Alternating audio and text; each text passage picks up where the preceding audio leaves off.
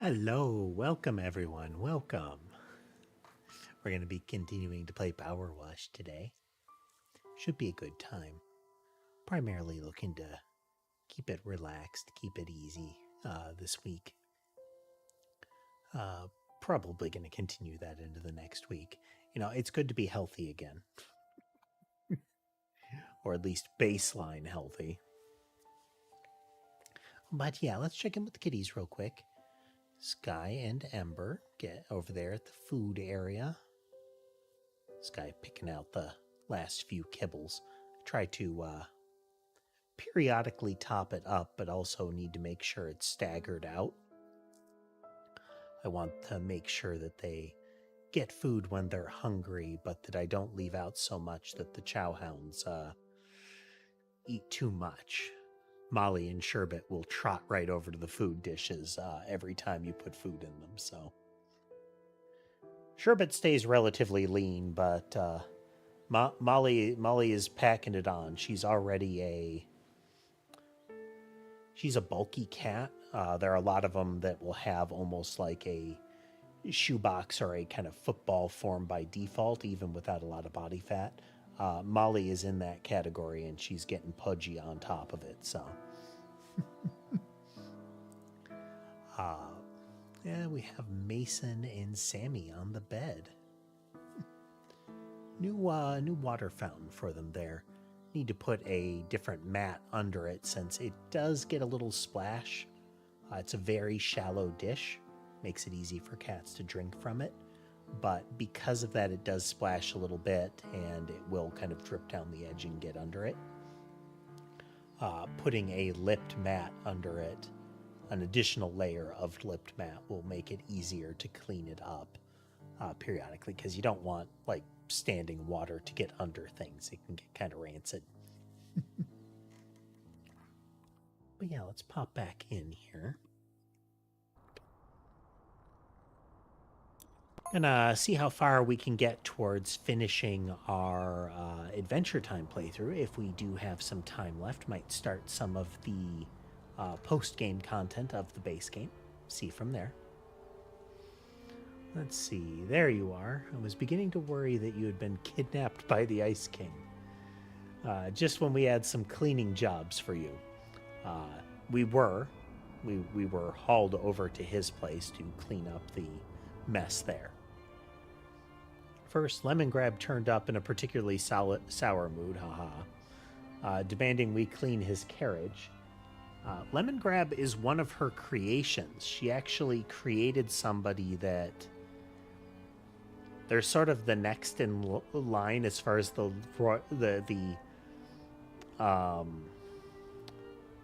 royal authority. Hey there, Levi. Good to see you again. Looks like you got a new icon. Well, welcome. Ember's on my shoulder. Autocorrect is amongst the many reasons that I don't trust the hype around large language models. Oh, and thanks for joining again. I appreciate it, Levi. I appreciate it. You've been a member for 29 months. That's also an indication of time passing. Oof.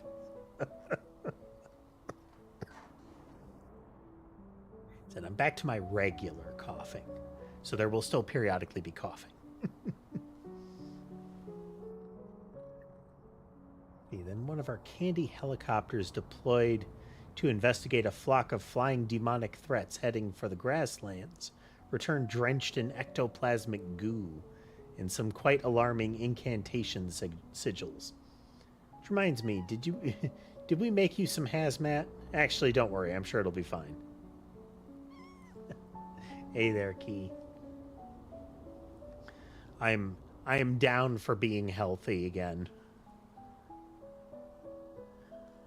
Have to remember doing stuff like getting up, doing some light exercise, that kind of thing. It does help a lot. It does help a lot. Within reason. The whole lungs thing, well, that seems to just be a bonus for growing older.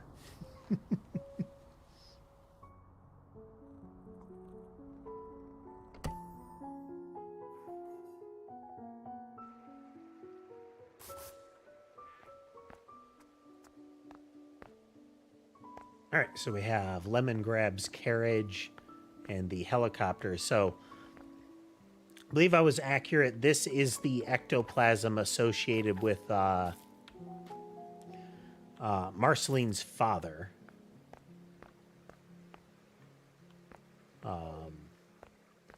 A ruler of hell style creature.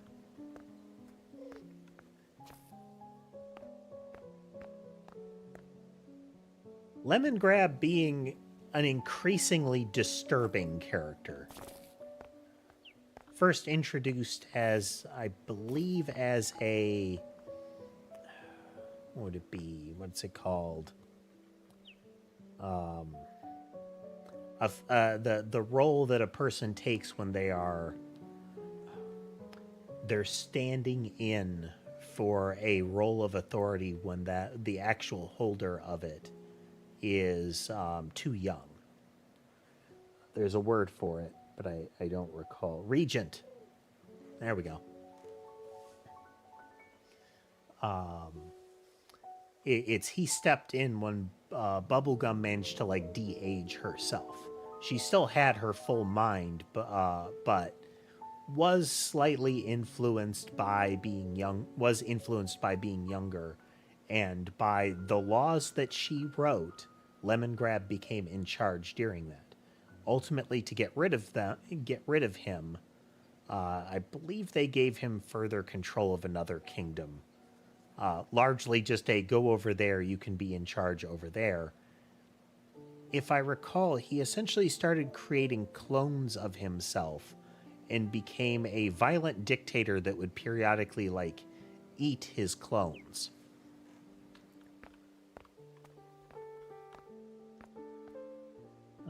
So yeah, Lemon Grab's messed up and is amongst the this is very creepy aspects of Adventure Time.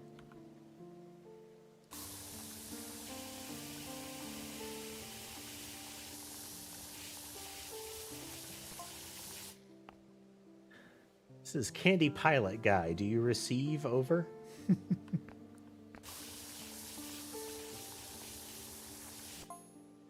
Loud and clear, Candy Pilot Guy. Proceed. Over.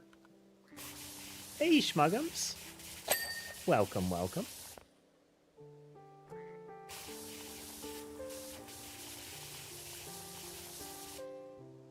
Might be apparent we are operational again. Twice in a row.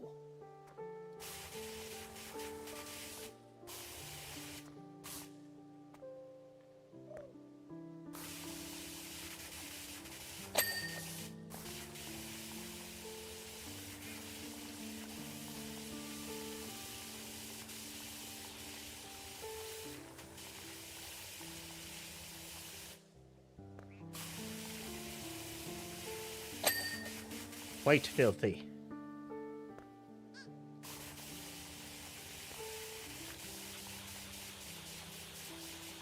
I mentioned last time, I do like this series. There's some really, like, good elements to it, but it takes a bit to get going, and it also has a whole lot of kind of dead space if what you're looking for is the heavier content. Which is fine. It's not like it's pretending to be purely serious. Quite the opposite.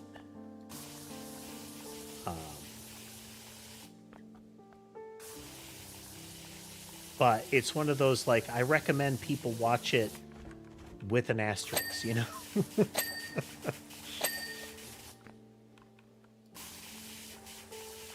Especially the early seasons. Oh, Lemon Grab. Ever dear lemon sweets, my son was slimed.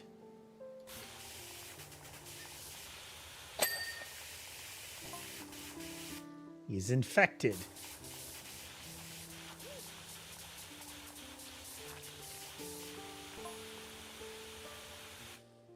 He must be cleaned. Freshen him. Wipe him clean. The impurity of my progeny is unacceptable. I'm not going to try his unacceptable. That is a very, very particular shriek that he does. And none of us need to be subjected to that. Miscreant removed from Candy airspace. Over. Very good, Candy pilot guy. One question, though. How do you know this? I must have missed a line. It's just, you've been locked in that bathroom for 10 minutes now, and your helicopter is sat right here, covered in gunk.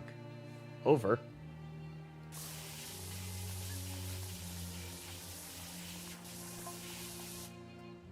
The bathroom window is open, and I saw them leave from here. Over.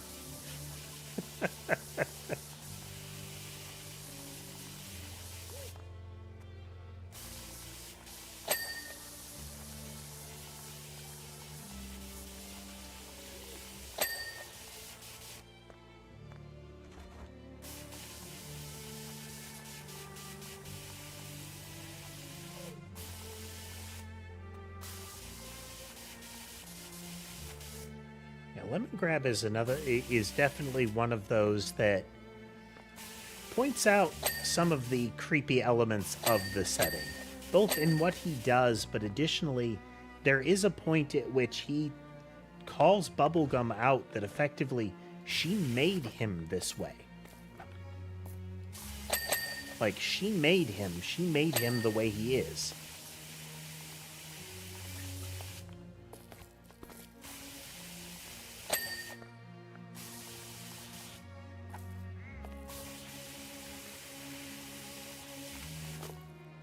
Now, did she necessarily set out to make the monster that he became? Not likely, but she did. She has a habit of creating life that doesn't work out the way she wants it to, you know?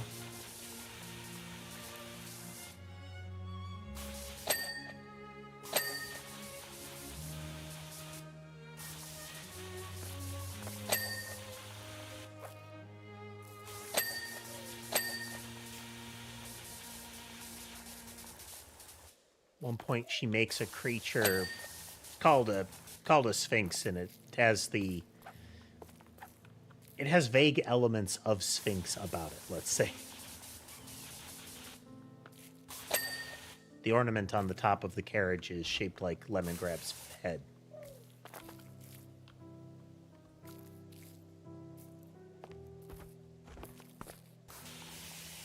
Wait a minute.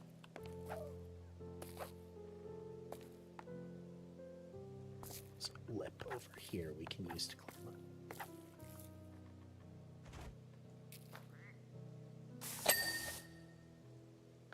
There was a prompt around this somewhere, but I guess not.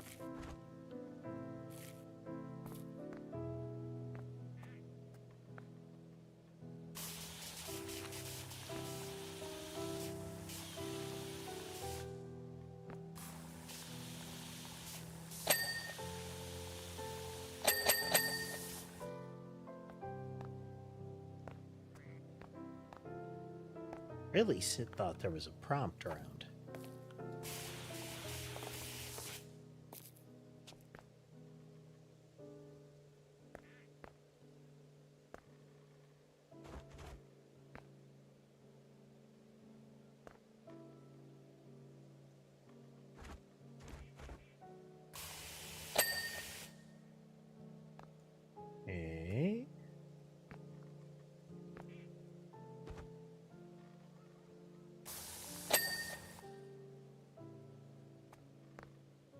Dirt left under the nose.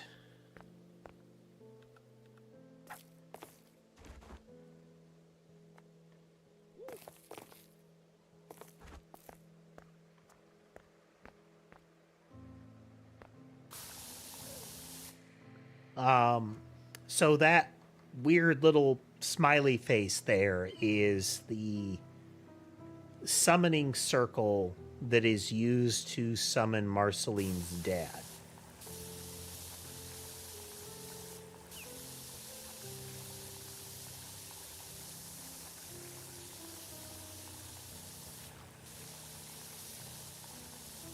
Likely presented here as some sort of basic demonic summoning sigil.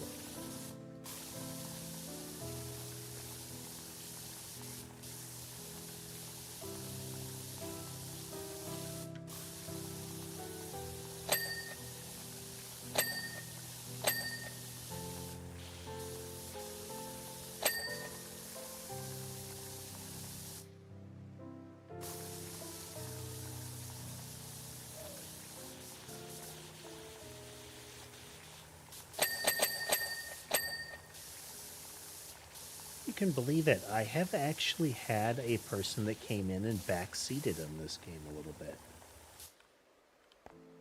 They were seemingly upset that I wasn't, like, using different nozzles for things.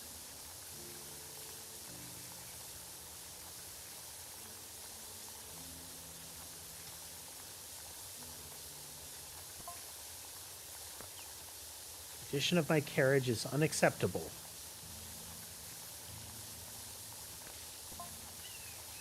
Once again, if you want to hear him say unacceptable, look it up. It is a very particular shriek.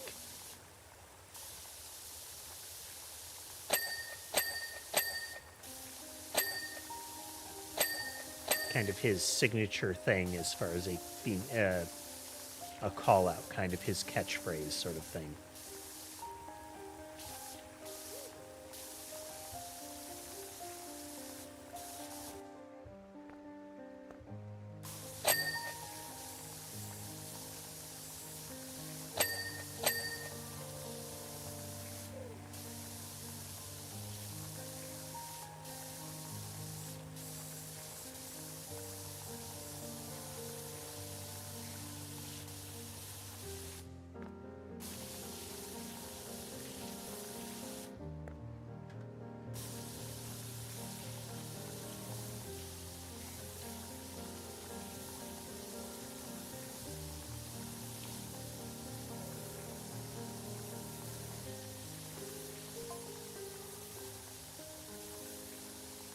Candy people must learn respect. Respect! Must give way to my early procession.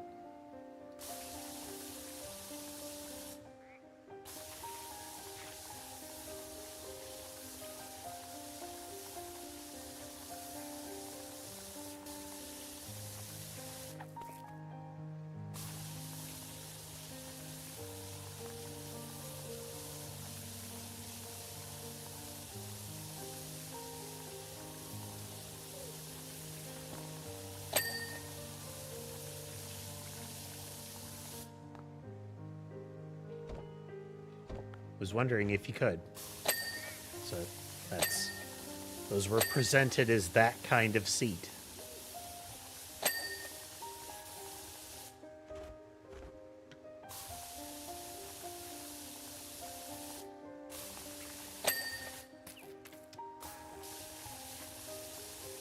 We got a bunch of like narrative games queued up. We got a bunch of like deduction games, all kinds of goodies.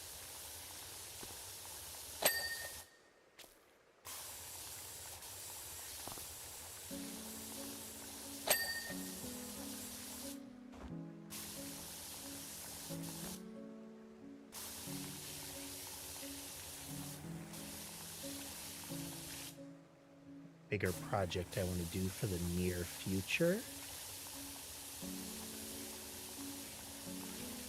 Been very furtively working on it, but I've got all the bits now. Got all the bits needed to progress. Well, to progress to the next step. Still a bit of programming I need to do for it. Gonna be a neat thing for the street.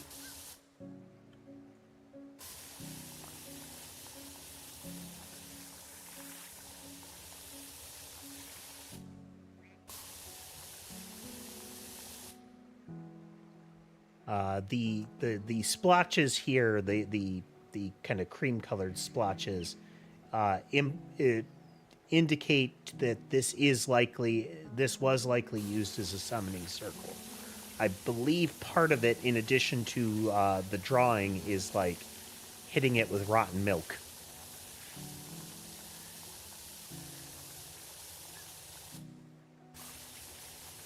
Adventure Time, like, the setting is strange, but not frequently. It's consistent, more consistent than you would think in places.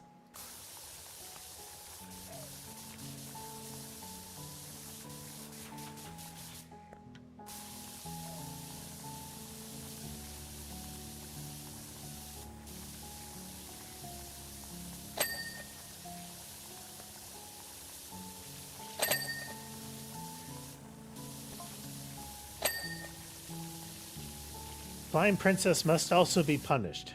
For slimes against lemon kind, punish her. She slimed my carriage for no reason. No reason. Treason.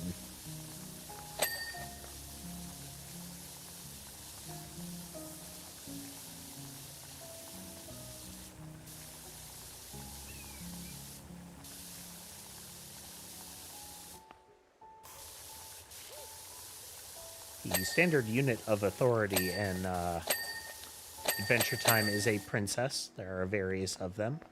Slime Princess being one of them. Like, cartoonish slime blob creature.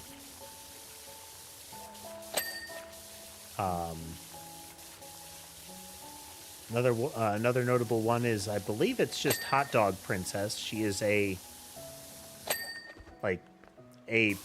hot dog shaped like a dog.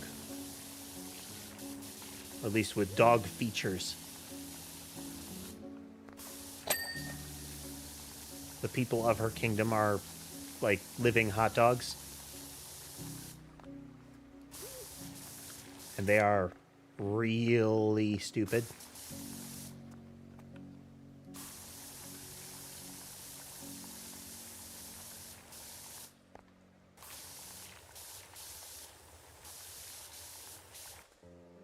Though, to be fair, there aren't a lot of, like, populations in Adventure Time that are the brightest crayons, you know? Excuse me, but Lemon Grab is way off. Here's what actually happened. I was on my way to a party at Finn and Jake's treehouse when some candy people when this carriage pulls up.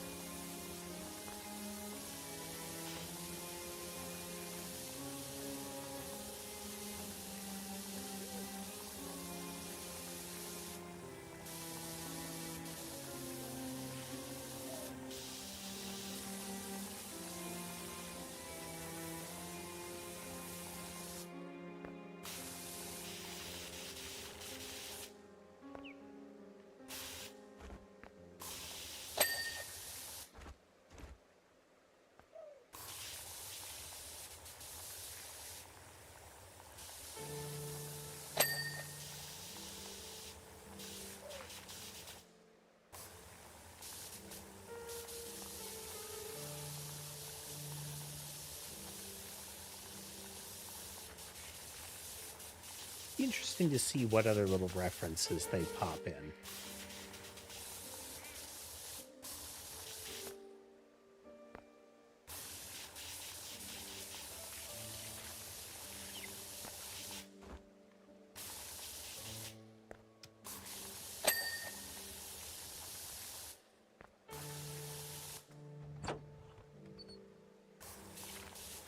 And they got the sludge everywhere.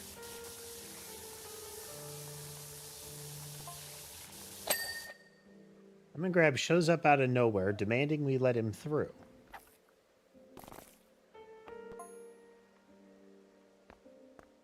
At first, the candy people thought he was joking and playing a game.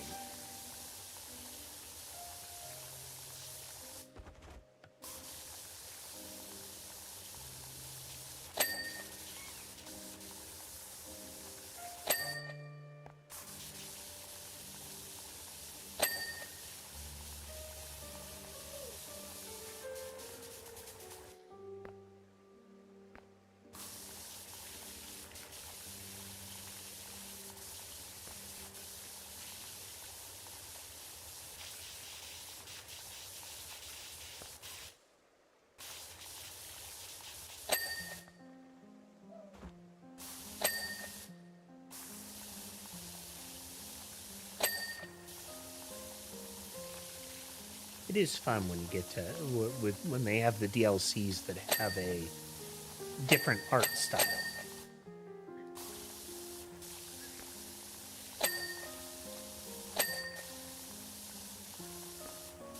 SpongeBob one made some changes. This one, I feel like it leans into it even further.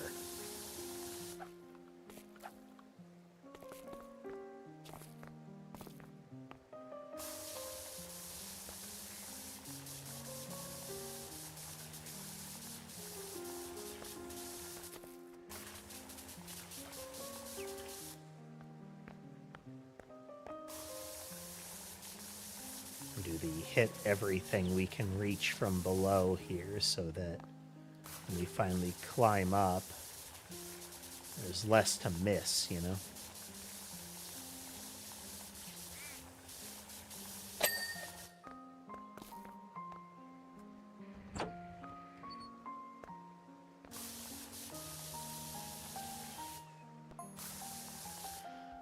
But the more they laughed and danced around his carriage and rocked it from side to side, the madder and ruder Lemon Grab became.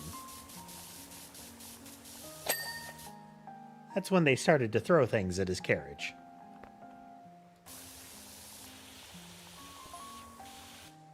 And then he got ruder, so they threw more.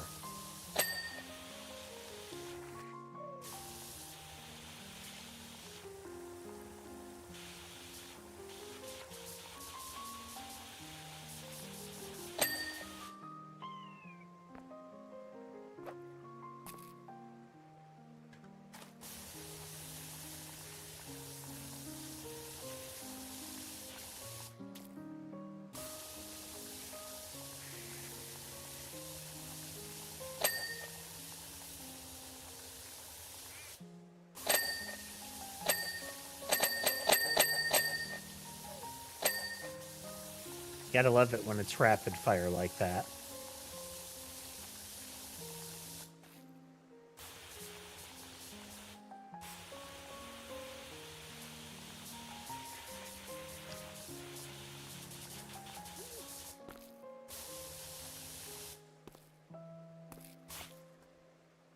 They very frequently have you go inside vehicles and buildings and whatnot with the pressure washer, and it's just the damage that you would do to some of these surfaces.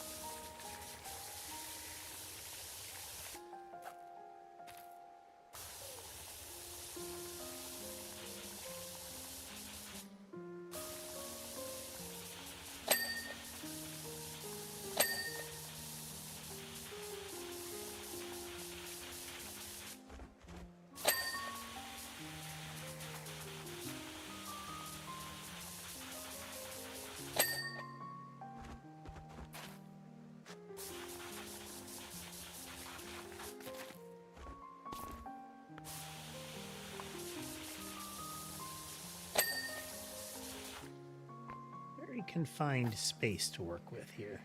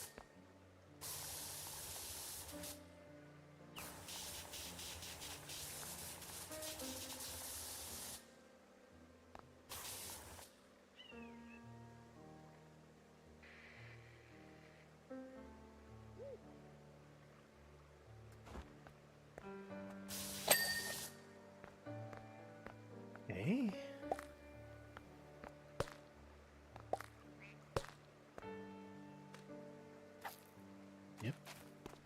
Come on now. Yep, yep.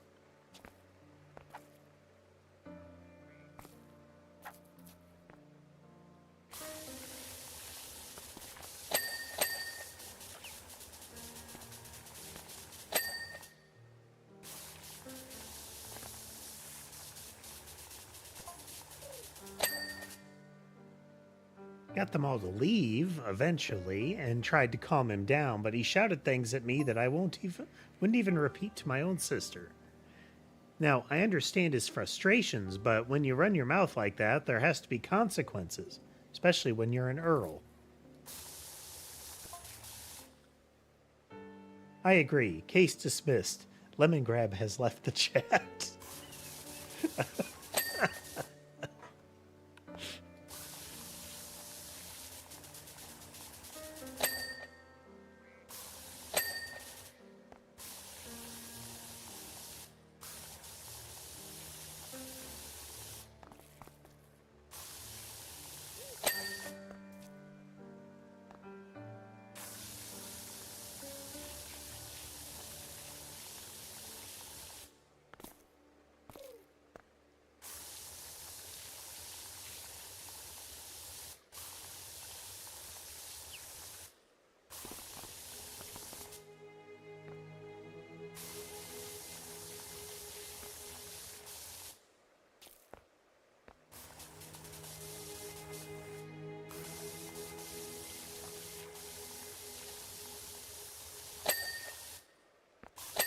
It's got sprinkles.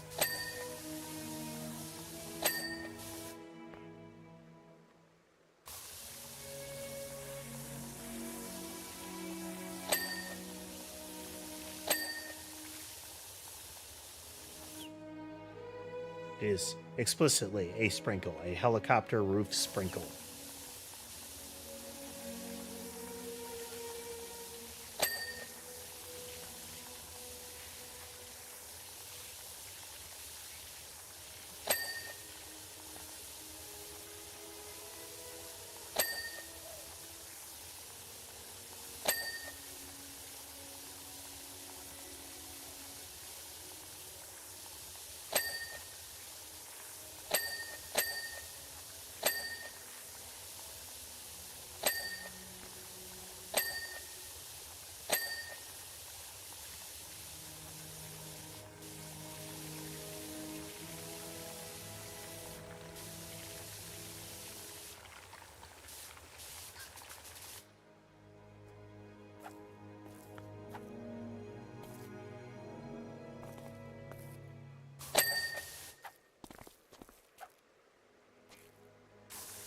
Powerwash parkour.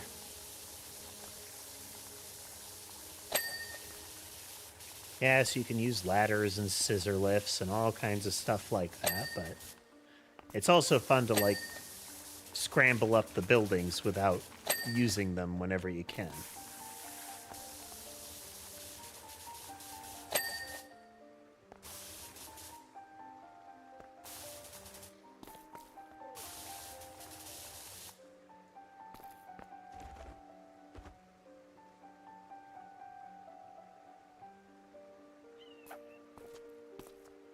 It's howling icing.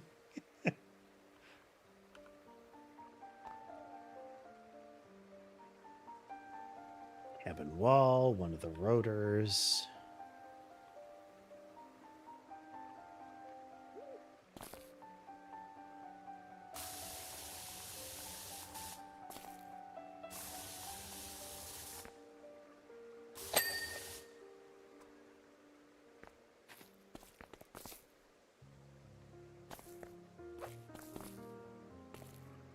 Helicopter cabin tactical candy cane.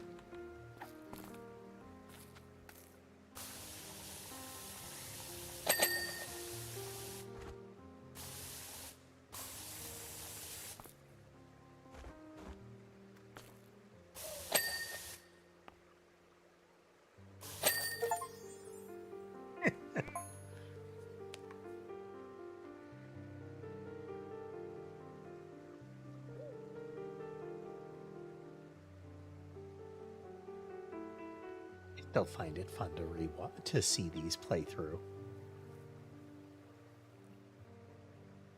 Hey, RCC, you might want to head over to the party at Finn and Jake's treehouse. Party God showed up, promising a rager. Also, Finn and Jake said you can come as my +1. Don't forget that washer of yours. Things are getting kind of slimy over here. Wink. Okay, ew, coming from Slime Princess. Implications. Wow. Sorry, dude, party's over. Who am I kidding? Treehouse covered from root to tip in unholy muck. It's RCC party time. Been looking forward to this washdown ever since Party God turned up with a giant punch-filled piñata. Just you and me, though, so I've had to lock Finn inside. He's way overstimulated and needs a nap.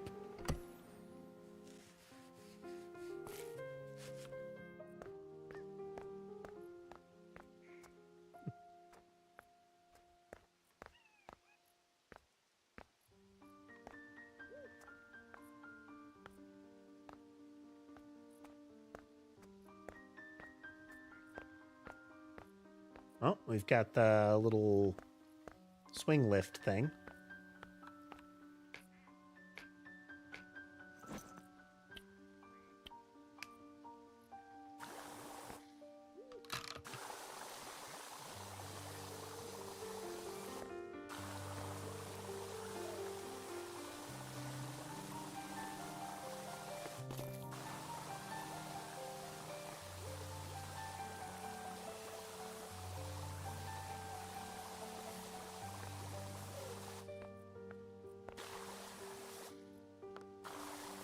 Those blades of grass are really inconvenient.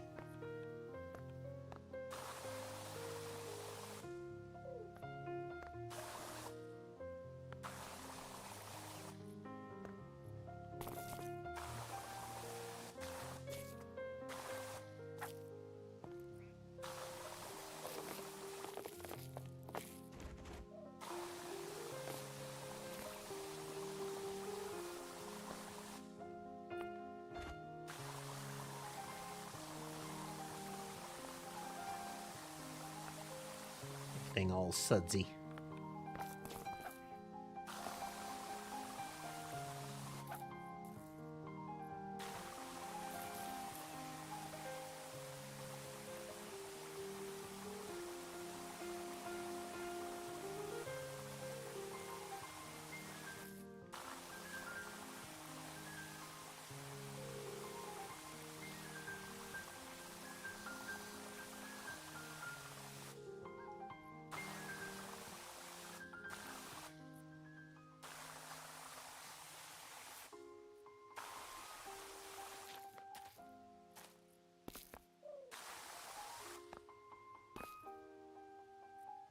M and PB, Marceline, and no, it's not. That's PB. Oh yeah, Princess Bubblegum. Yeah, they have a complicated relationship.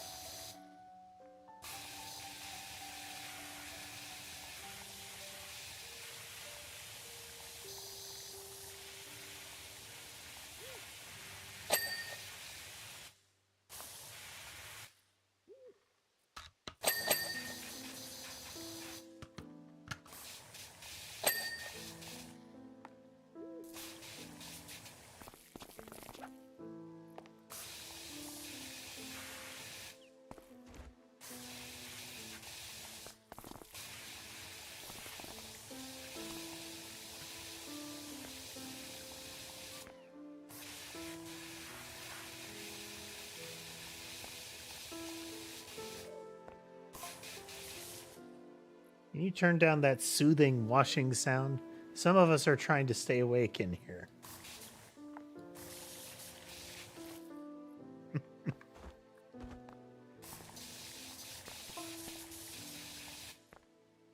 Give into it, dude. Let the sleep take you.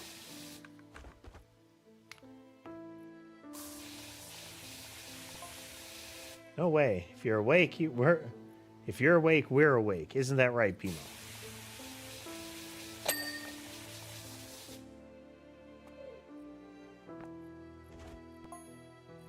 Bimo is sleeping.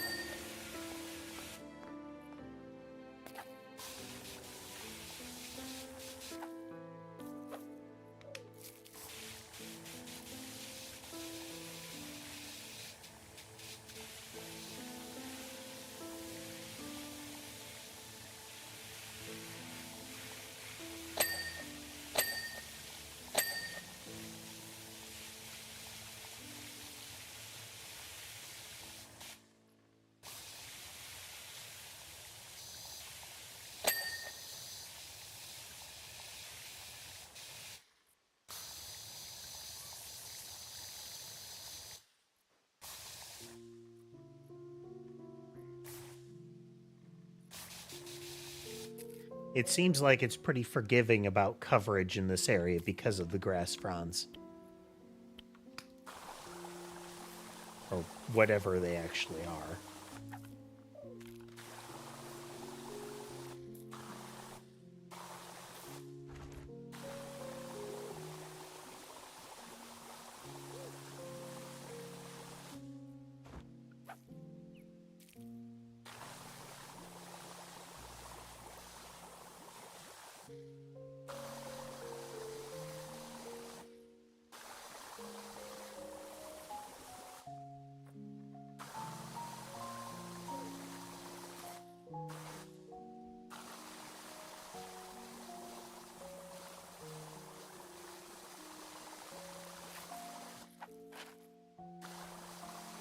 Mentioned it before, but the mechanic seems to be that the soap goes over top of the dirt and makes it effectively like zero durability. So then, pretty much regardless of the strength of the water that you blast over it, it will remove it. But the soap will stay over it even if the you get the sufficiently cleaned auto clear effect. But you want to remove the soap because you can only have so much soap texture in the world.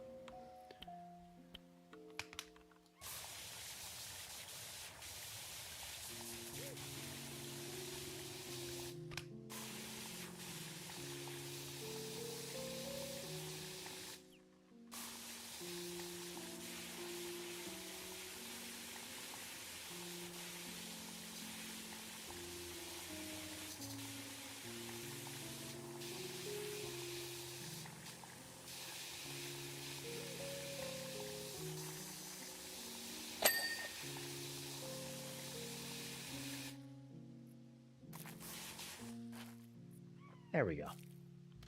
Looks like it eventually fades off. Okay, yeah, no, it'll fade off.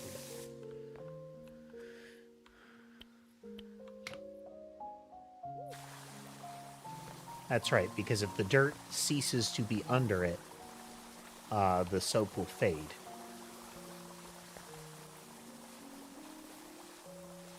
Look at me being all wrong.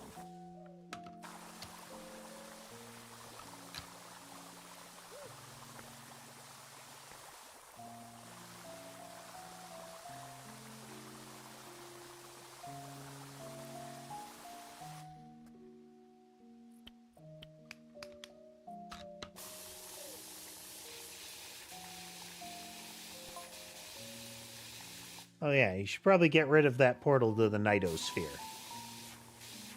The Nitosphere being Adventure Time Hell. I mean, it's probably fine, but if Finn starts chucking bug milk around again, it could cause issues. That's right, it's not spoiled milk, it's bug milk.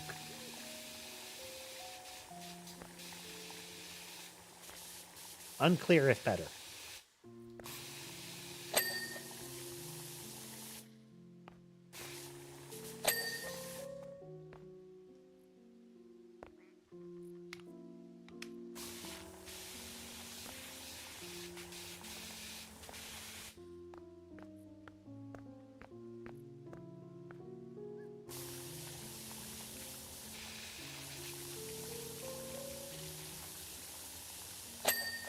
Soap is fun, but this is clearly one of those scenarios of kind of 6 one way, half a dozen the other.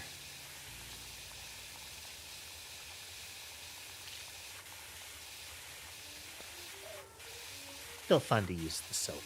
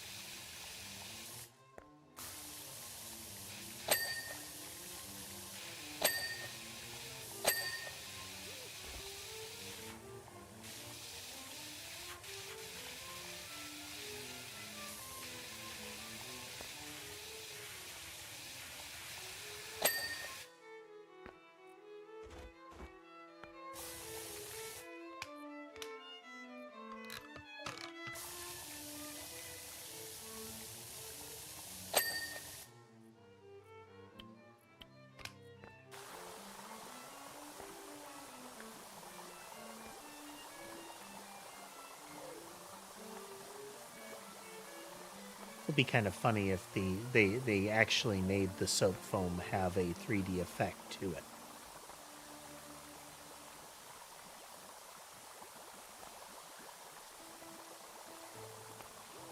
Build up a giant pile of bubbles.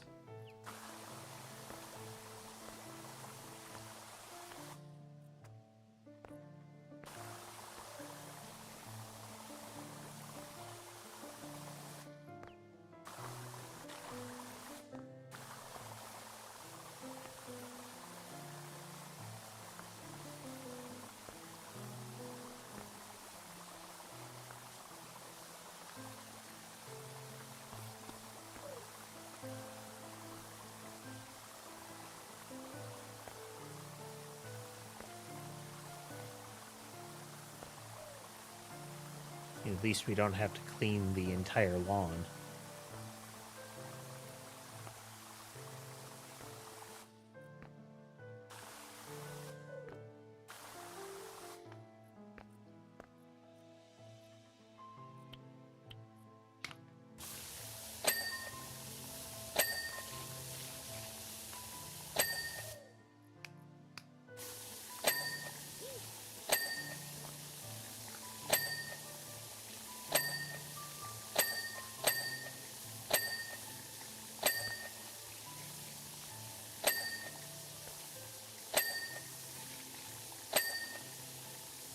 And to clear these things rapid fire is a benefit of the soap.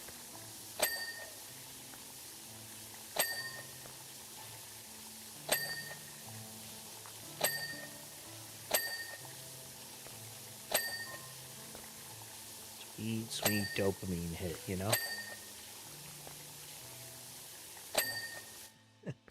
Hey there, Captain Horse.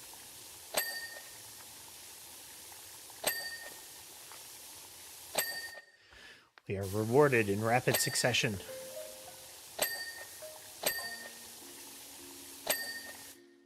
There was a bug party? No way.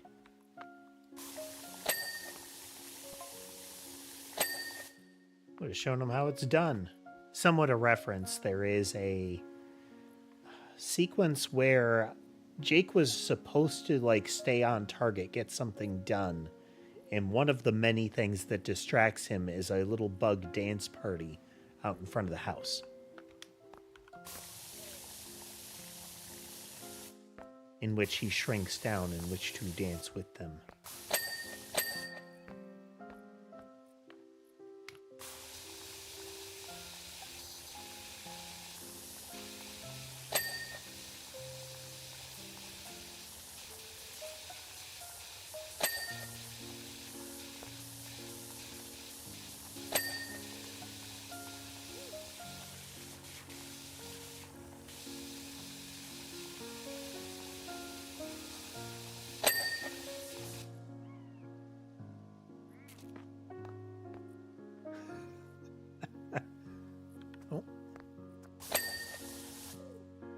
Missed one. Hey there, Tess. Can't be having dirty mushrooms.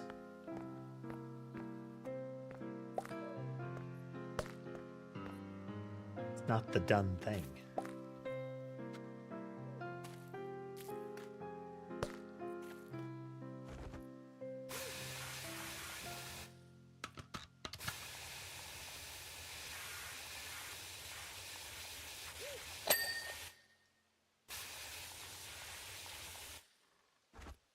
A lot of ground to cover on this one.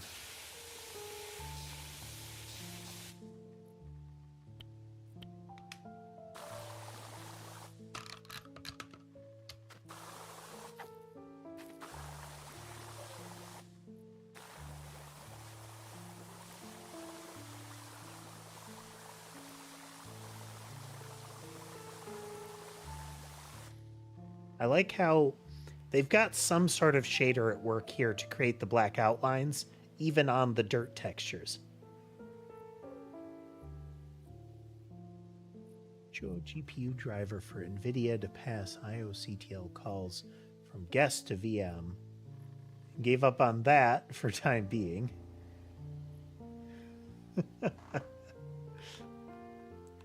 I mean, writing drivers has got to be involved.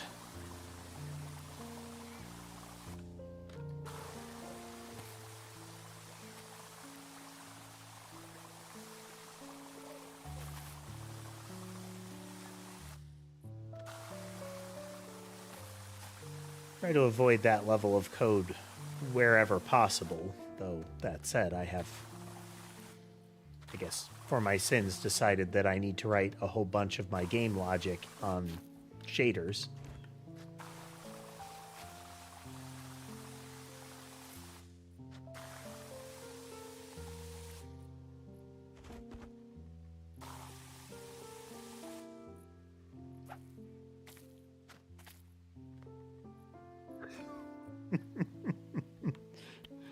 Haven't heard it called that, but that's really accurate. Code home syndrome.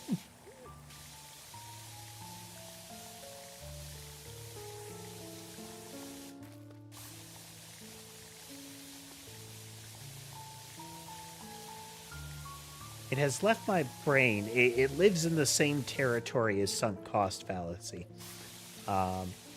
There's actually, like, sunk cost fallacy is the fallacy name for an actual term. Like, it had a name before we started calling it sunk cost fallacy.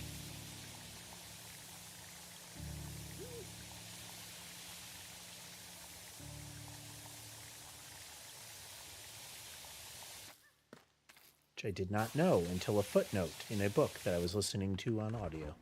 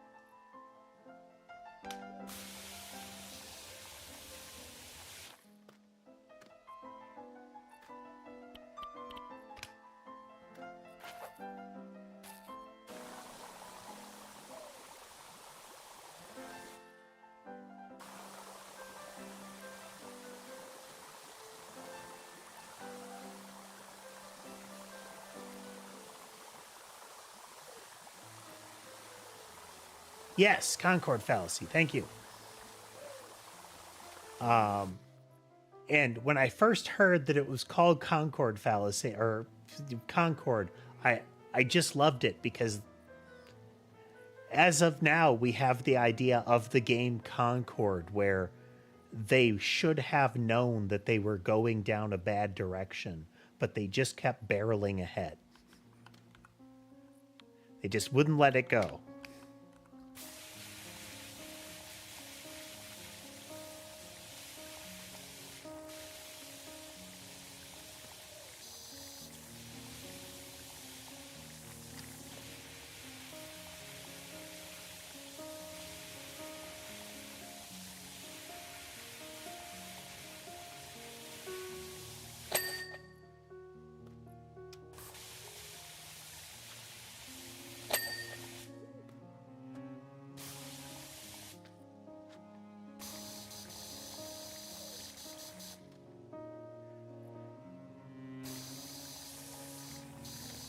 Yeah, apparently Capcom has had some just amazing wins lately.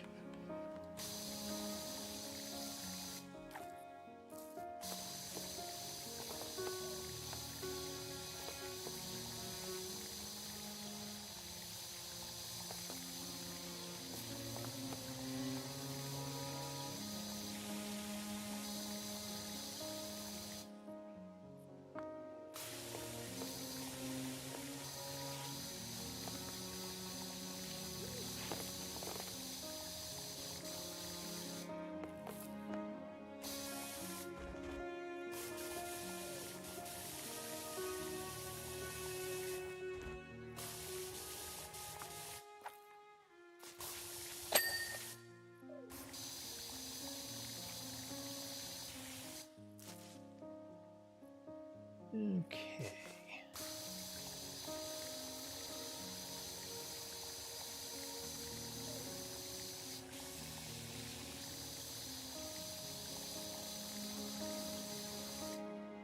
And trying to cover as much ground as possible by just climbing on things. I find it more fun. The scissor lift, and I can't remember what it's called, but you have the little swing thing that you can use. They're neat, but for the most part, it's still, I don't want to use them until I have to.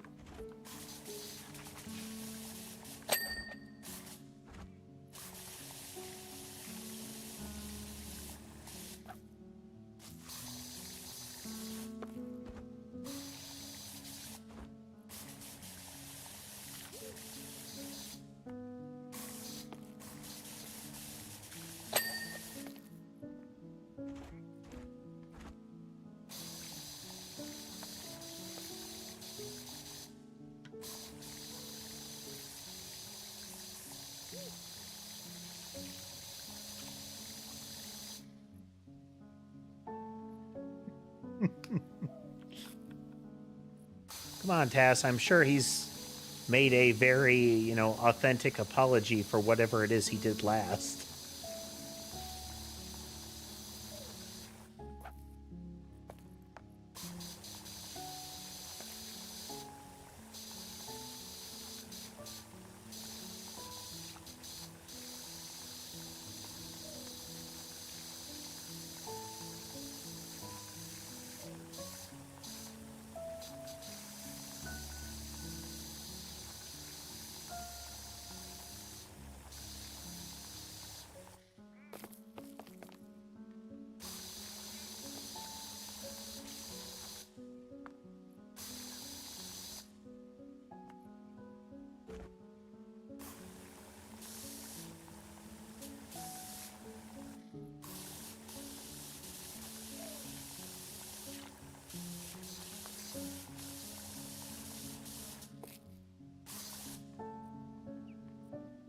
Wow.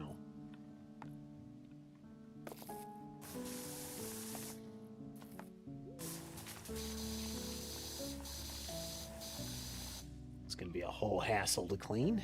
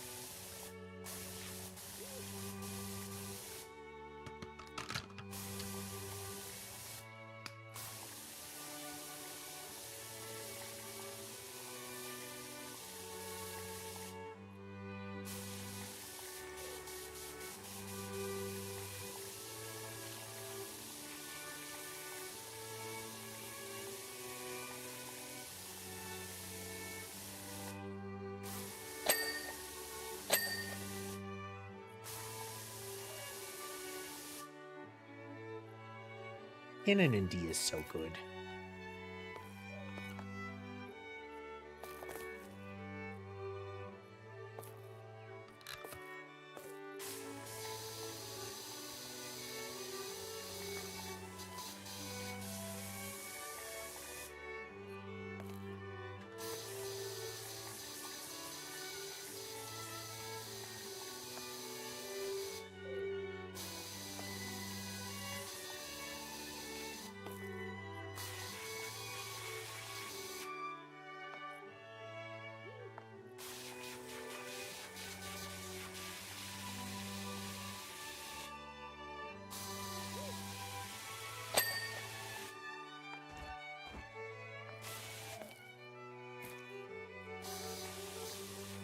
Saw a video of Canon and D in piano where the gimmick was as they continued playing it, it was referred to as but it gets jazzier as it goes along, and they would add more and more jazz piano kind of patterns to it.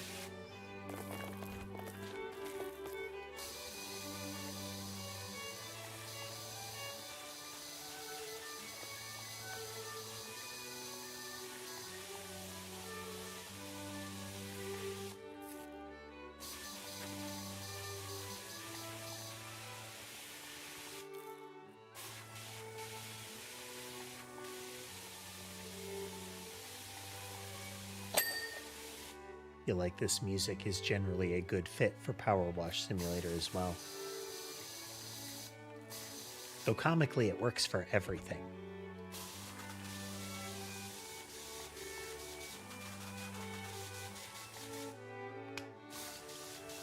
Either through cognitive dissonance or by direct mood match.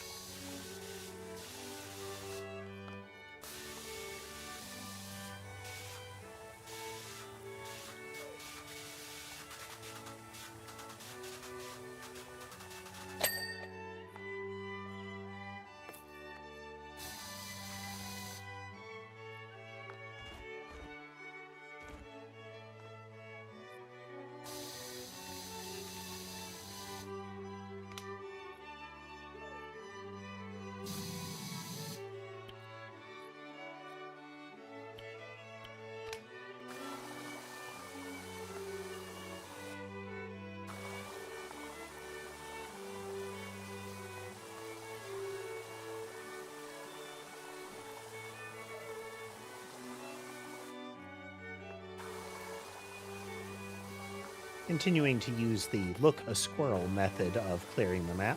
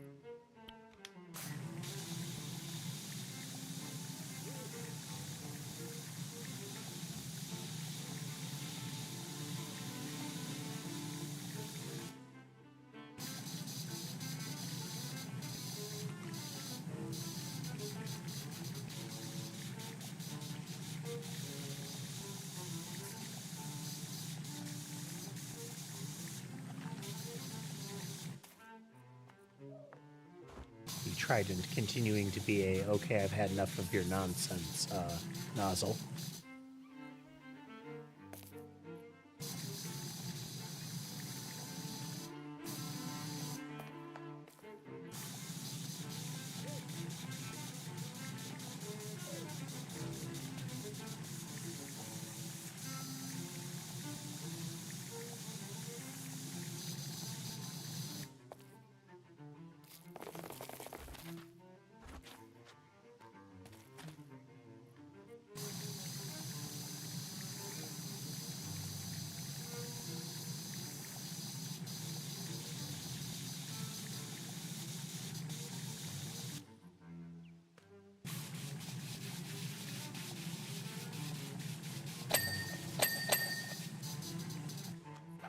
Yeah, they're real forgiving about the areas near the big leaves here.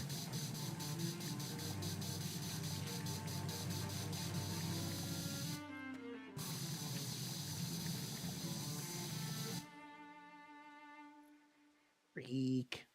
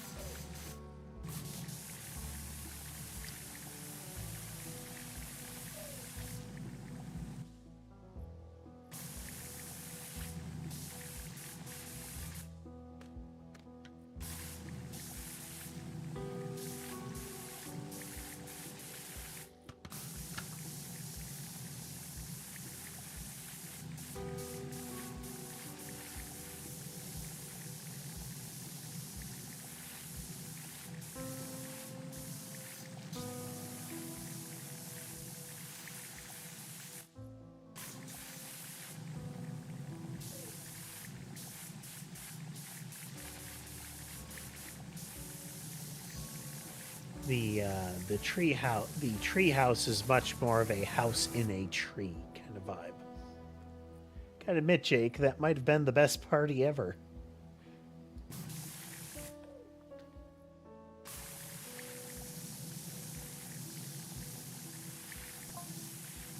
Hey, dude, Party God took it to the next level.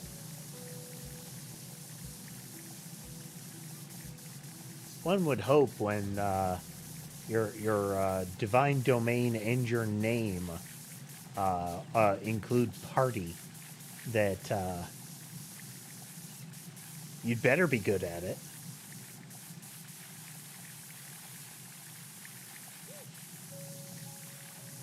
So that would be an interesting setting gimmick, is that usually in like fantasy pantheons, the god of such and such has absolute control and power over the thing that is their domain.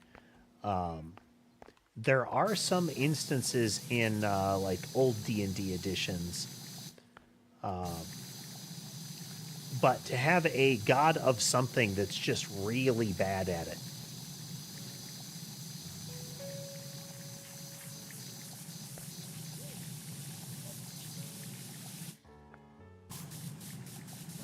Like, yeah, it's their domain, but it's kind of they've been put in charge of it, not that they actually are suited to the role.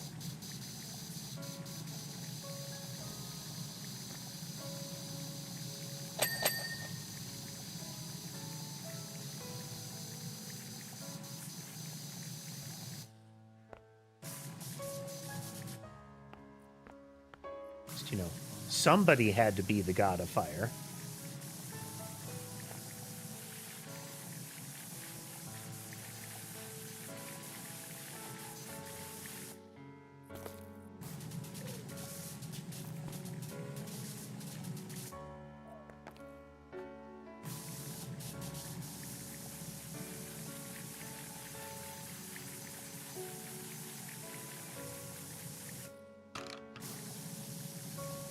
The priesthood of that particular god play the Mysterious Ways card constantly. Get real defensive when they have to get together at the, parties with all the other priests. Everybody else doing miracles. They're trying to do, like, close-up magic,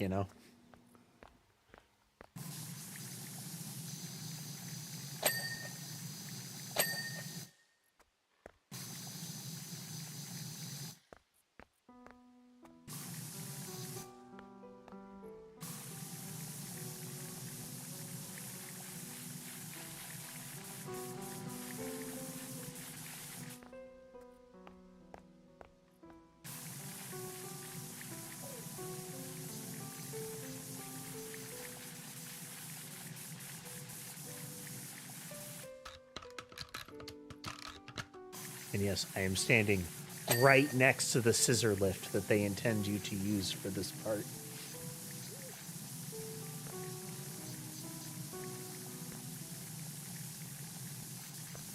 Not until I have to.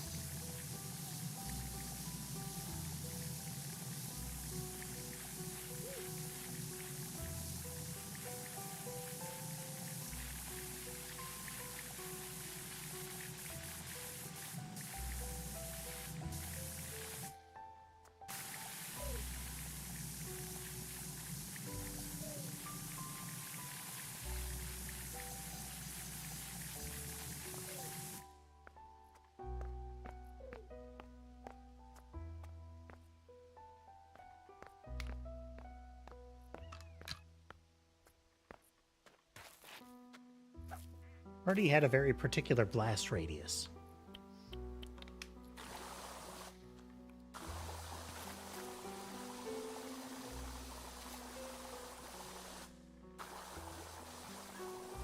They said, hey, you got to stay out of the backyard, and they, everybody stuck to it.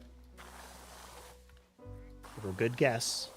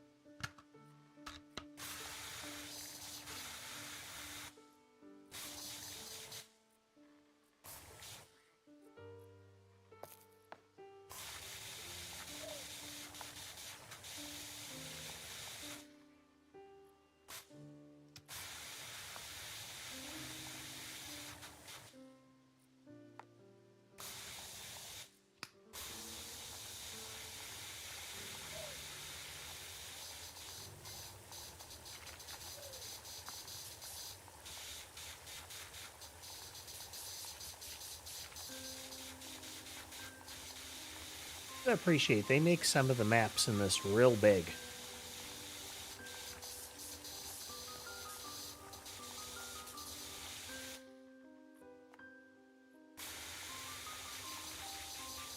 Like, you get that mix. You have the small, like, hey, just wash a car ones. You have things like this where you're crawling all over a building.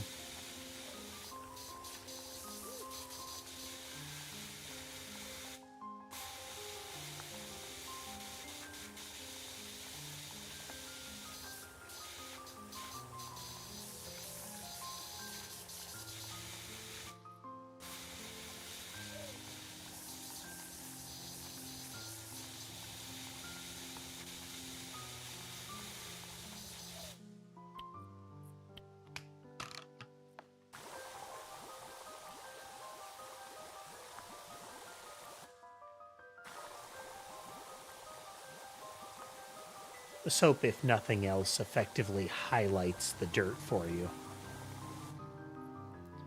Like, you can find it by pinging like that, but...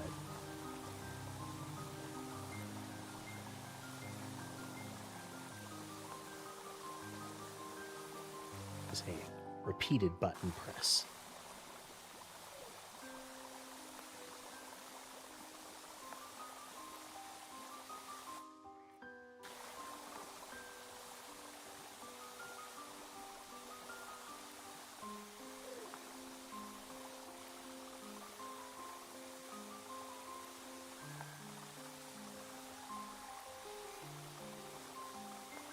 That gives us some confirmation. The green slime is Slime Princess, though we did see green slime at Ice Kings, too.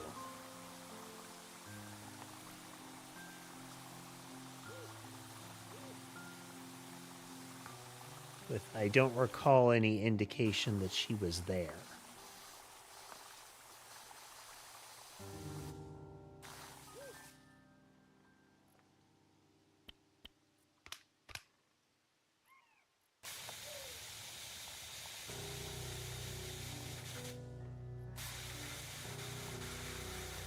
And yeah, since this is DLC, probably overthinking it. But that said, you know, Powerwash has a plot.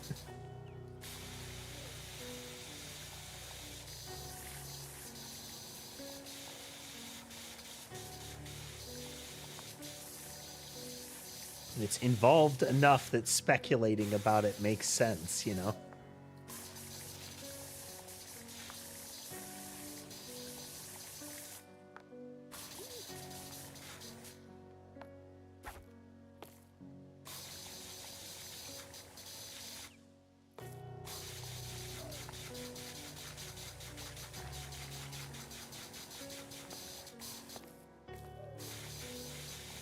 It's going to be an interesting time lapse.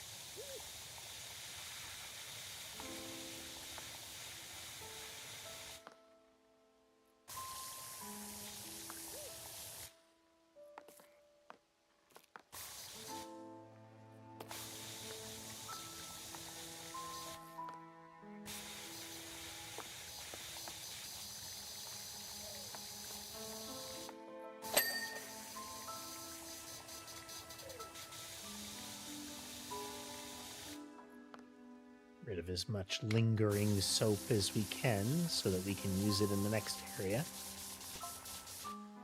Kind of surprised that all those demons didn't get on, though, dude.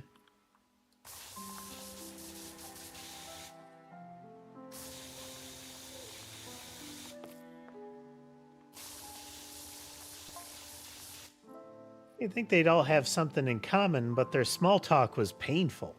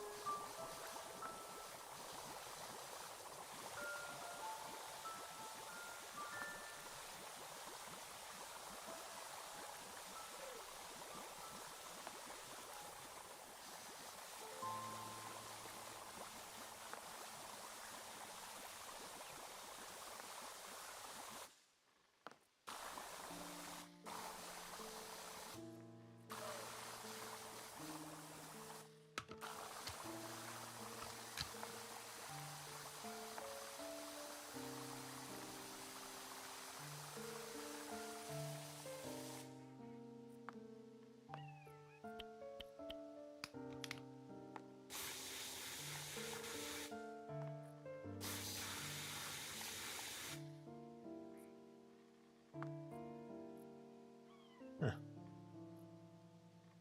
See footprints through the muck.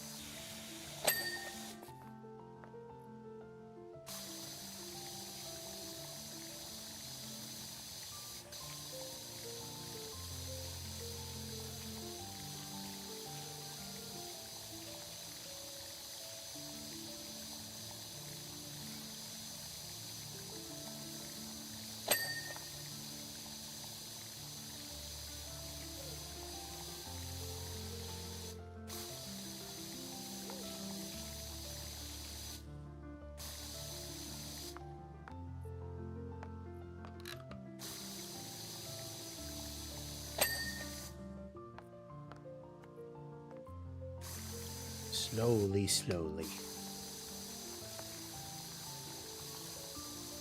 We're only about a third of the way through this level.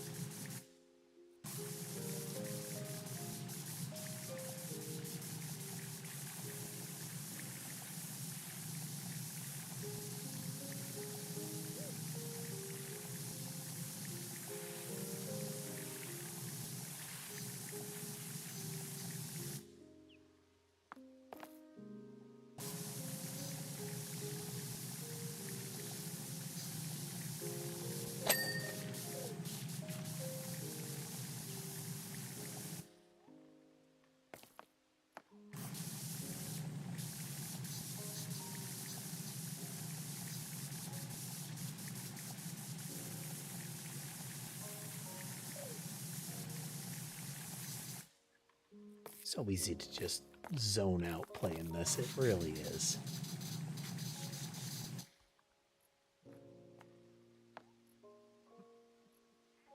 Hey there, Lunar. Yeah, they added an Adventure Time DLC, so I figured I'd pop back in.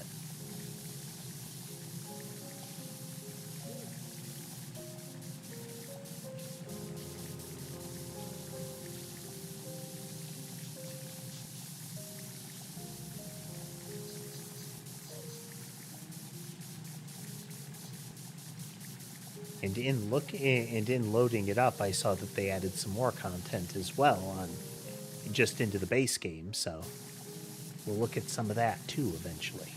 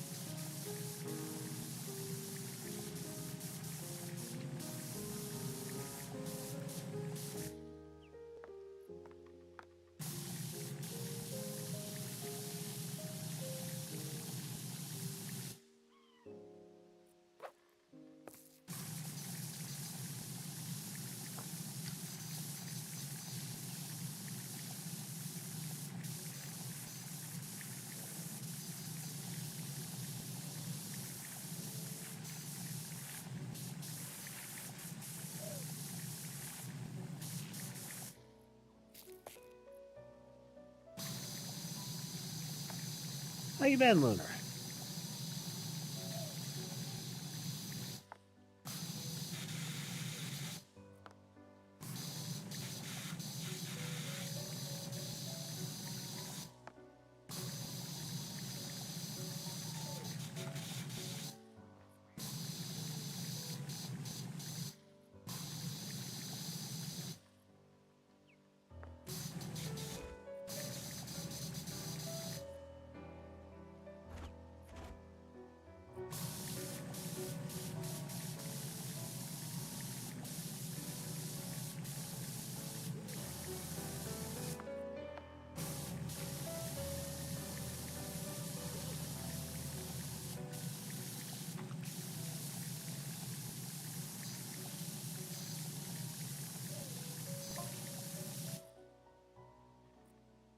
Marceline, you dinguses, I tried to warn you.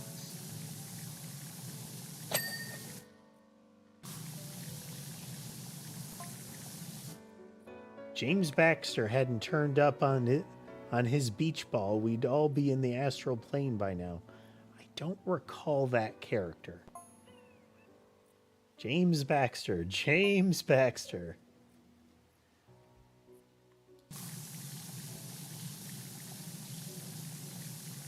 I recall that was just a horse that was doing the little, like, circus animal ride the beach ball. Yeah, James Baxter is so good in those situations, dude.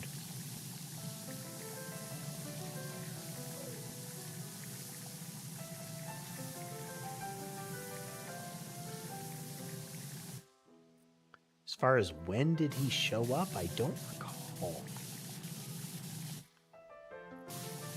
Like, in the show.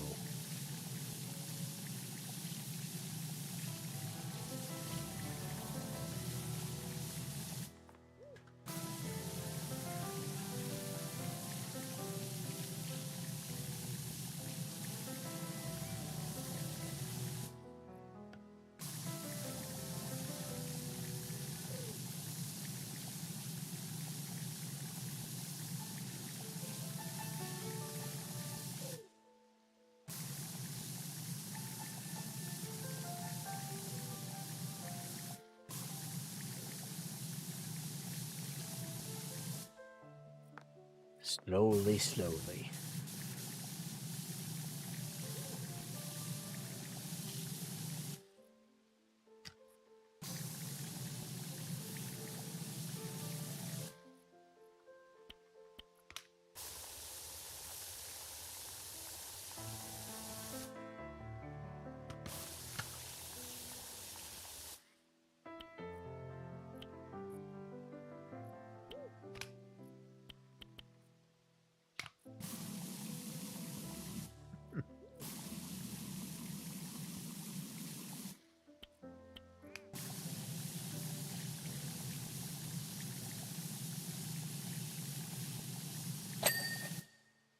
Oh, wow.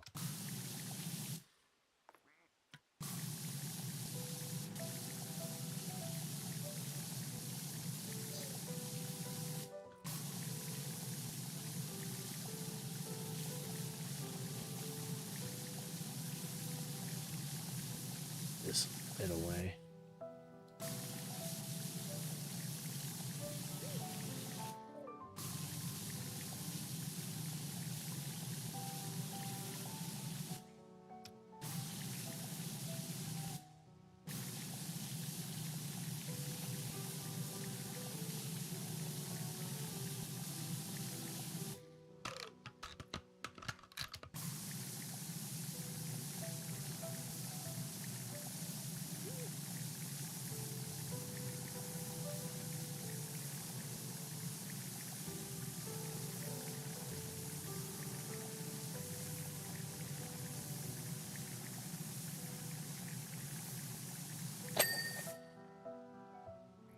Okay.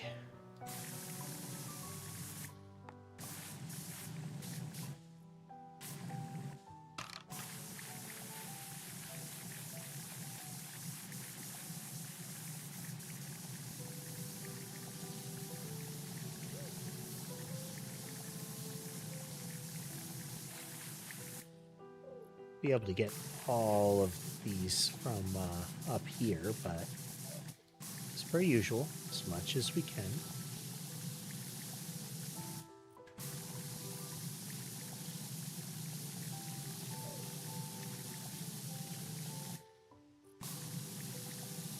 It is fun when you can, at least I like being able to break the things into smaller and smaller rectangles and clear them out, you know?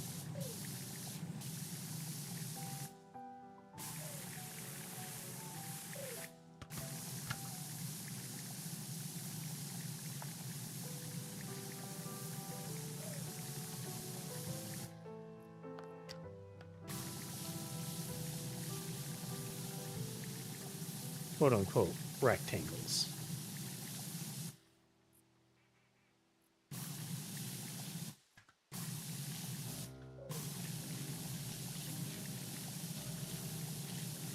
Angle and precision,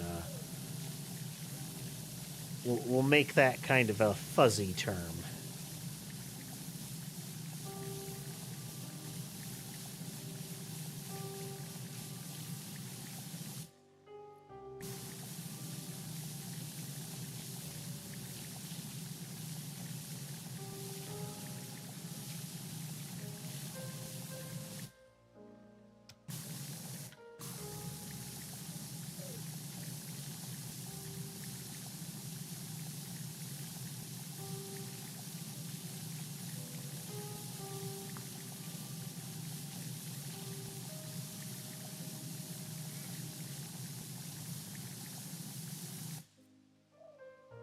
Nice.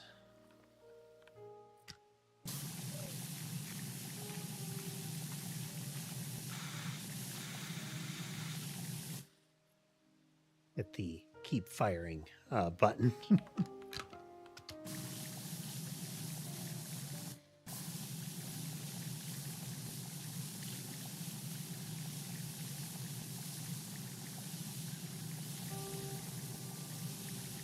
Auto fire is one of those things that's easy to accidentally press and easy to forget to press.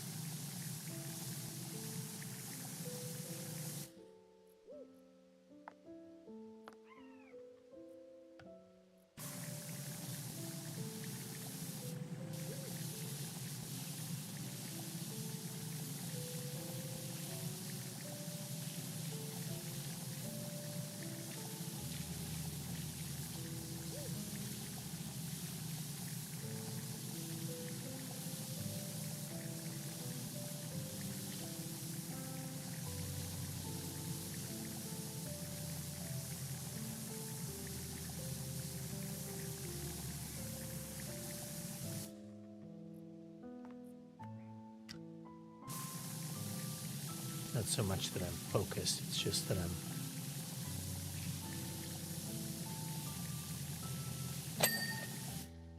just experiencing the game, you know?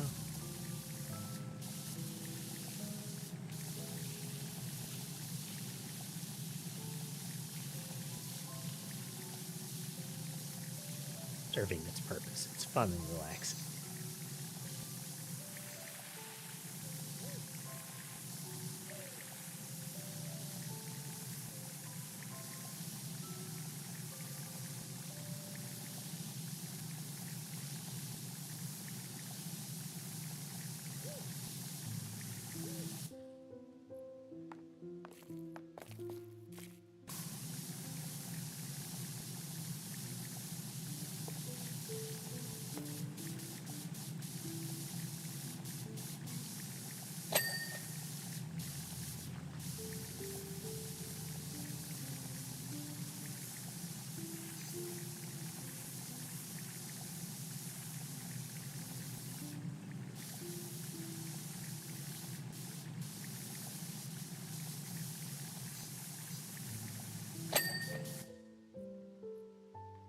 Okay.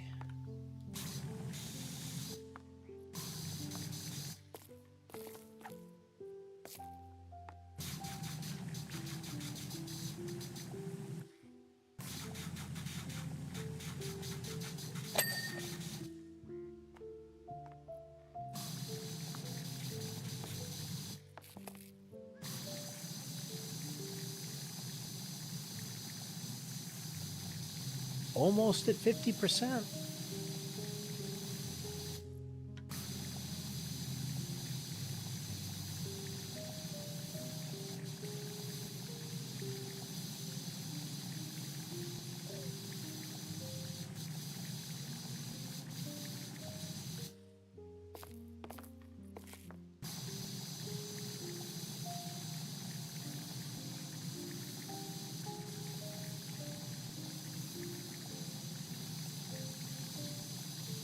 Or the overall narrative of what's going on just seems to be, we had us a bunch of parties.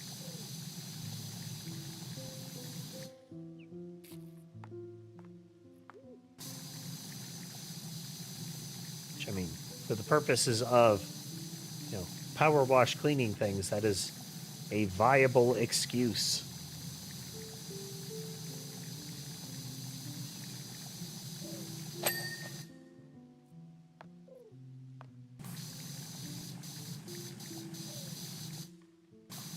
And then things got really out of control, sort of narrative.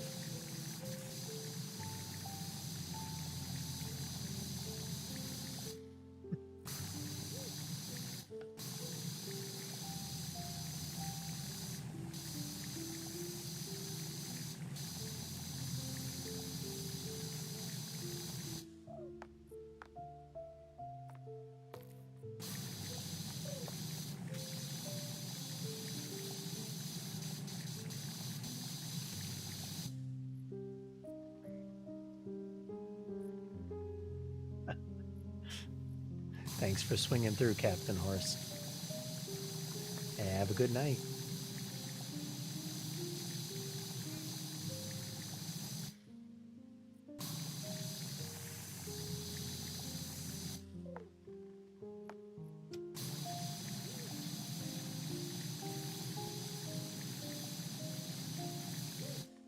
There is a... can't remember what it's called. I didn't think it had a very complicated name. But there is a card game at one point. It gets a couple of episodes, like once, and then it kind of shows up again. That Jake plays, and apparently he can't find anybody to play with him because he gets hyper competitive about it.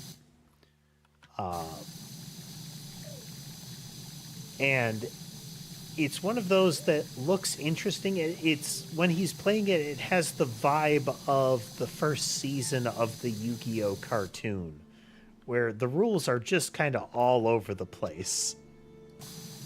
But somebody sat down and based on everything they could find in the couple of episodes the show appears, or the game appears in, they tried to recreate like what they could see in the game, as well as, make it viably playable.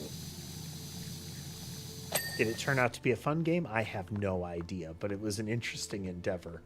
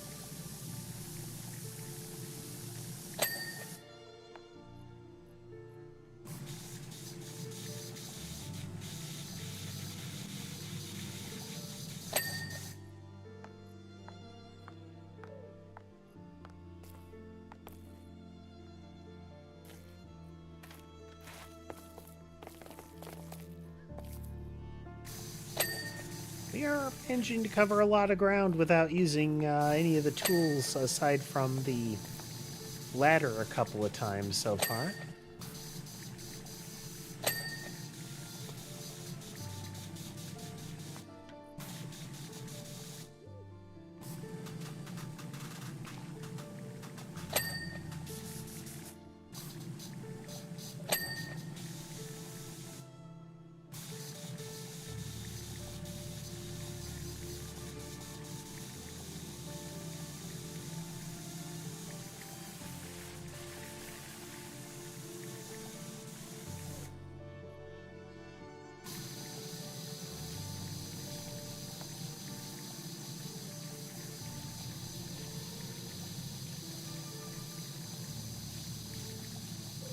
I wonder if anybody's done a tool-assisted speedrun of this, and most relevantly, if in doing so they've discovered some crazy way that the physics of the game breaks.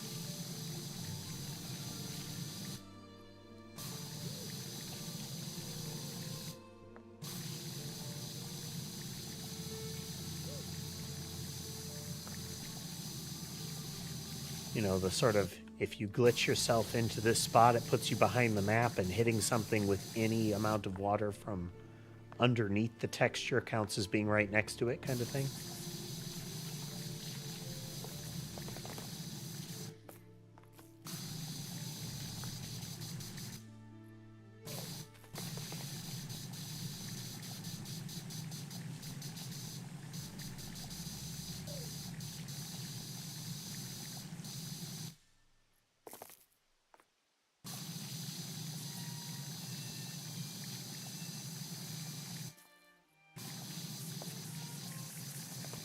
So as for ones I like to watch, I prefer the glitchless tool-assisted speedruns.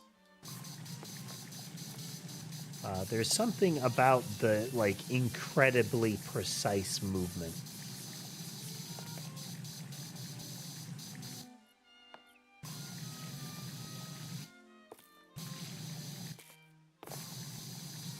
Whether they include, goofy motion that doesn't really change anything because it's you have to be waiting for this to finish kind of stuff. With or without that, those tend to be interesting to watch.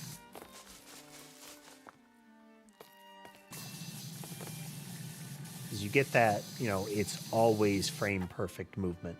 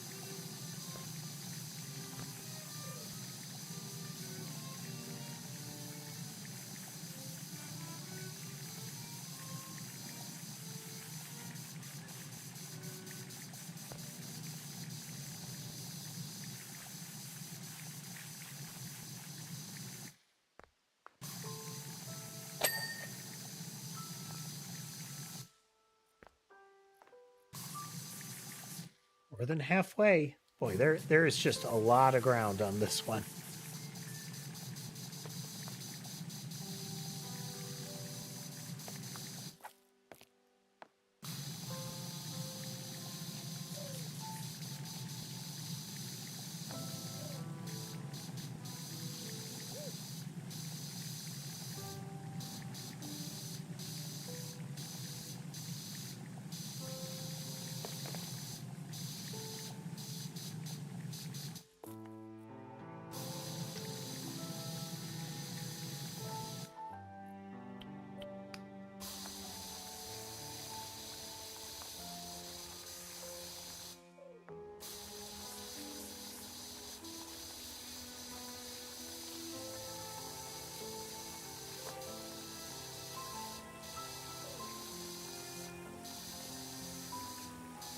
Trident is very awkward to use when you're up close.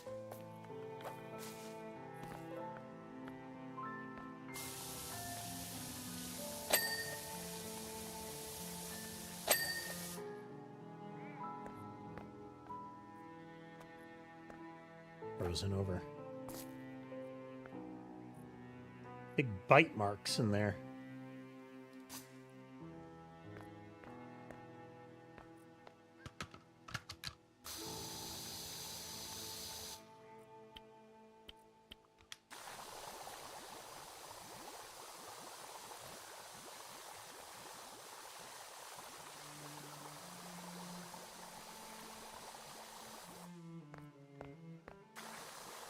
Sudsy.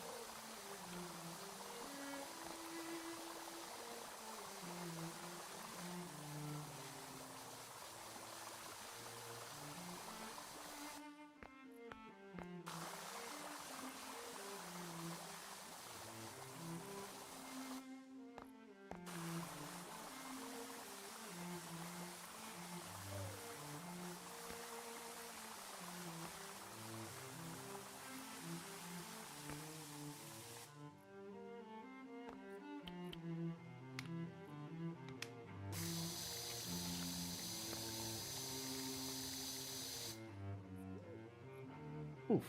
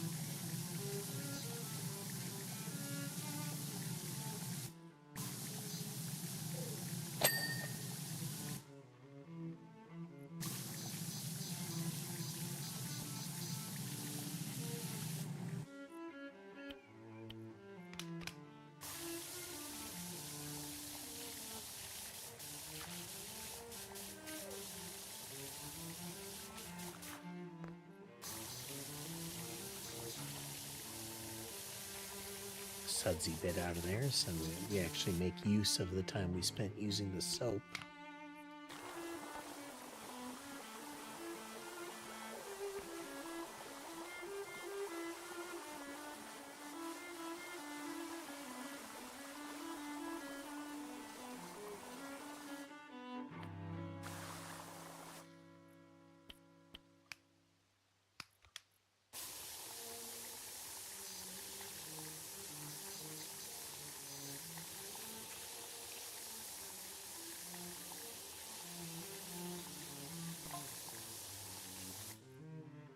You think the deal was with Gunter and Party God? Okay, well, Gunter and Party God again.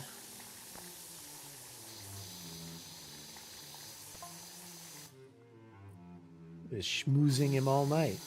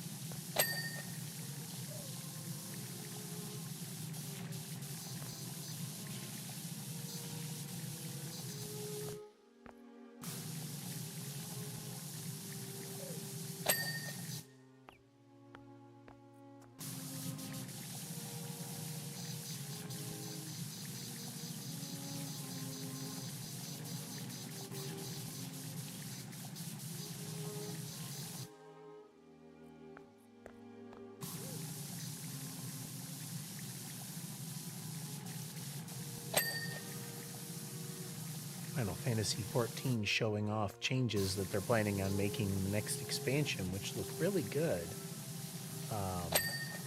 And I'm very interested in trying them. But that creates the scenario where it's like it has reduced my interest in playing until then.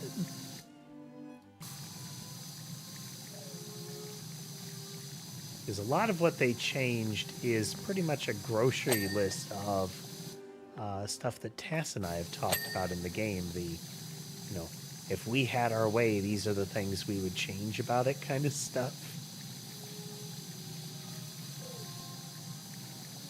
Joking around, Tass saying that makes you feel like Discord has been bugged.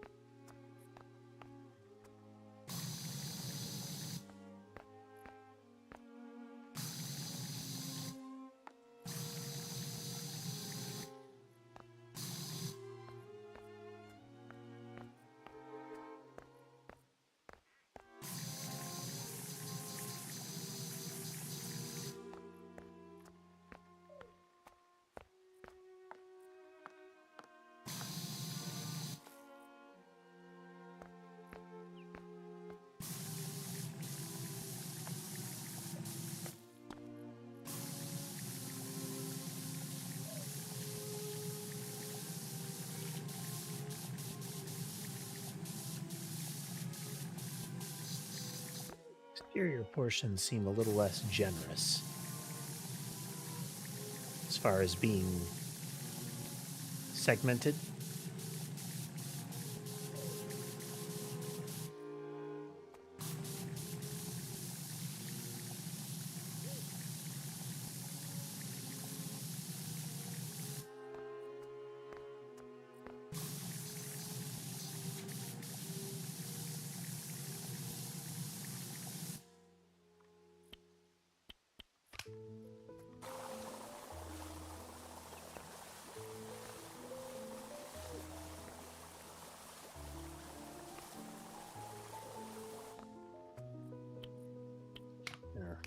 Rapidly reaching maximum ground targetable range.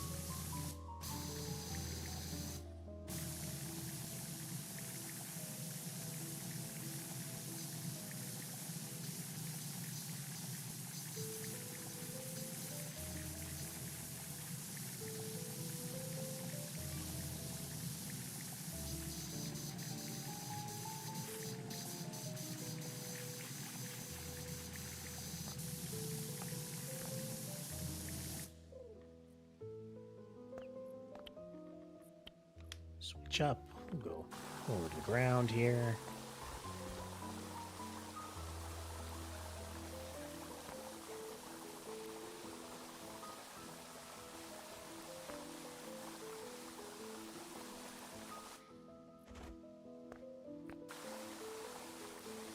We've been at this map for quite a bit.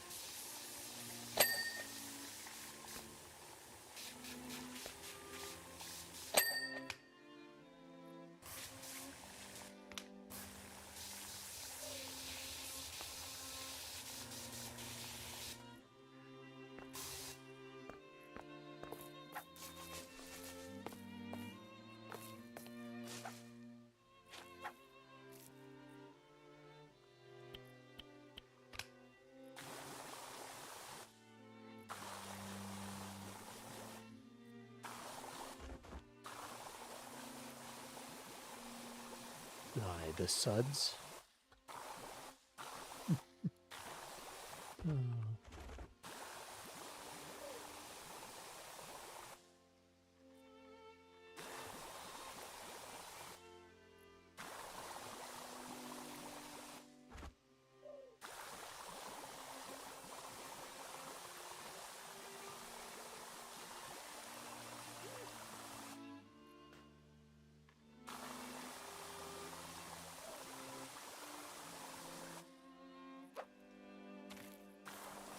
Game that really weaponizes the sound of, like, rain on the exterior of a building.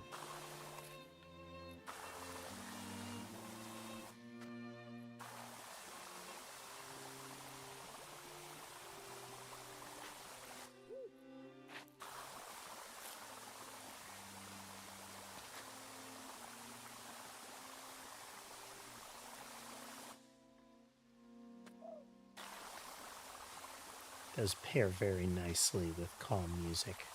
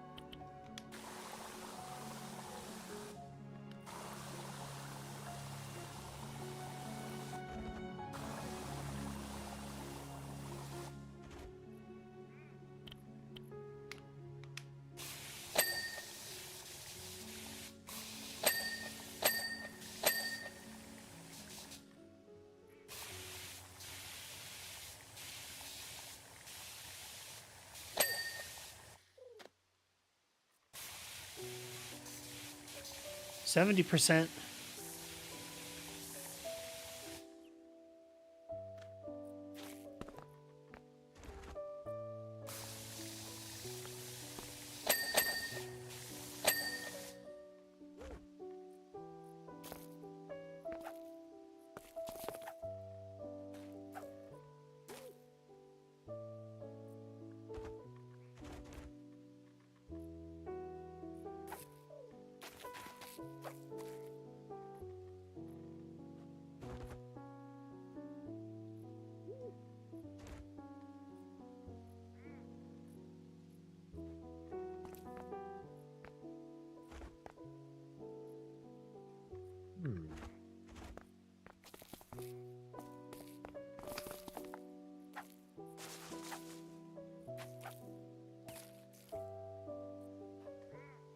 This one.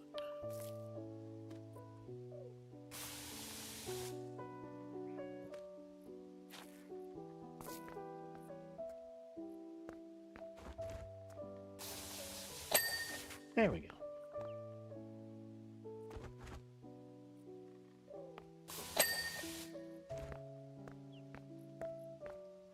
Yeah, I think we've got most of the ground, but no, clearly not.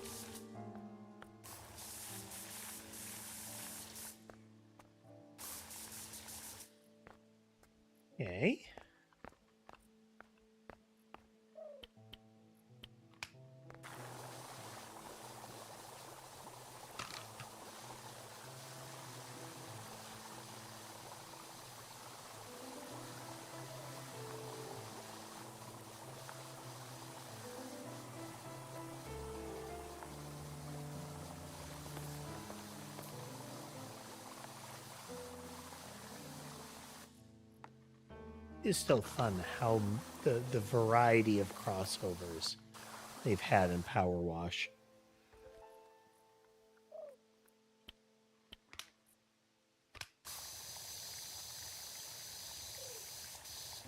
Tomb Raider was lightweight, but we've had everything from like 40K to SpongeBob.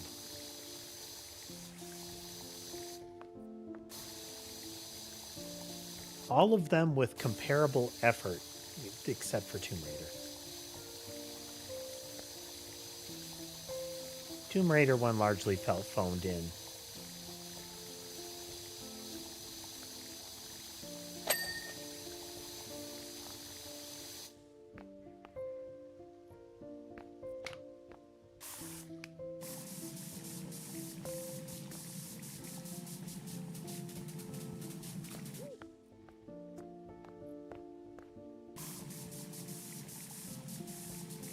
There was a Final Fantasy VII one. That one was fun.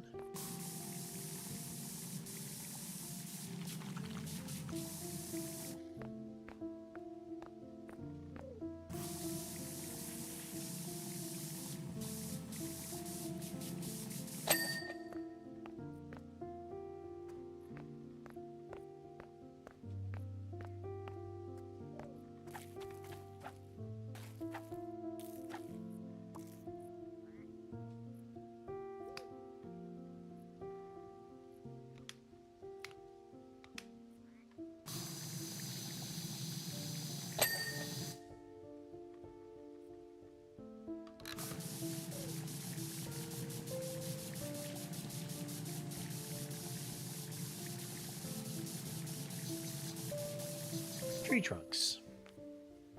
Those are from the party wolf. When I tickled him behind the ear, this laser beam shot straight out of his mouth. Tree trunks, you're one spicy old lady. Tree trunks is a tiny little elephant that has, for the most part, a real, like, friendly little old lady vibe.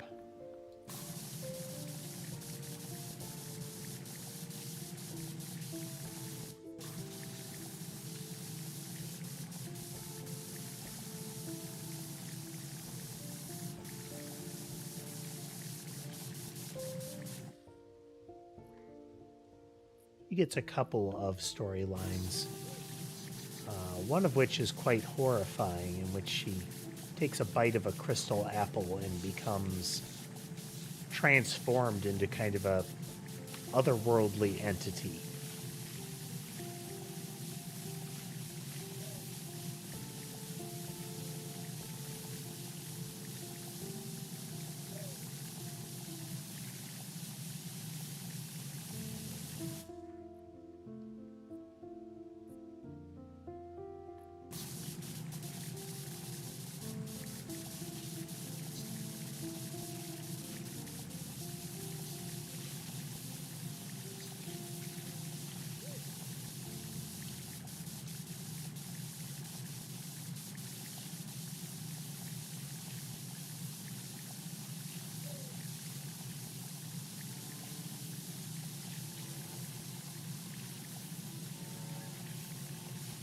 So there's a YouTube series, Nigel and Marmalade. And it really does have some of the same vibe as this Nigel and Marmalade, tending towards some really gruesome imagery on the regular. But it's that, like, strange and consistent world.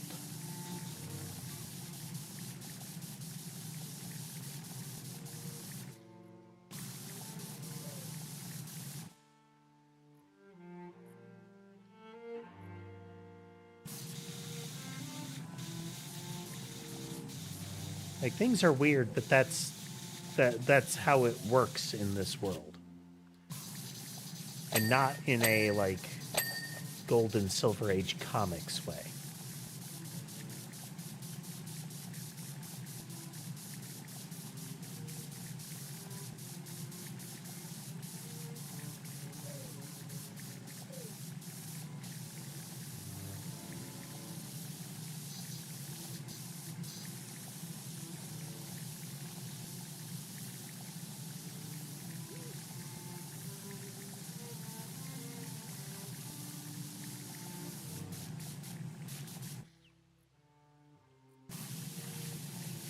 said yesterday, it's a lot of narrative and world building is effectively promises. You say it works a particular way, and you demonstrate it works that way.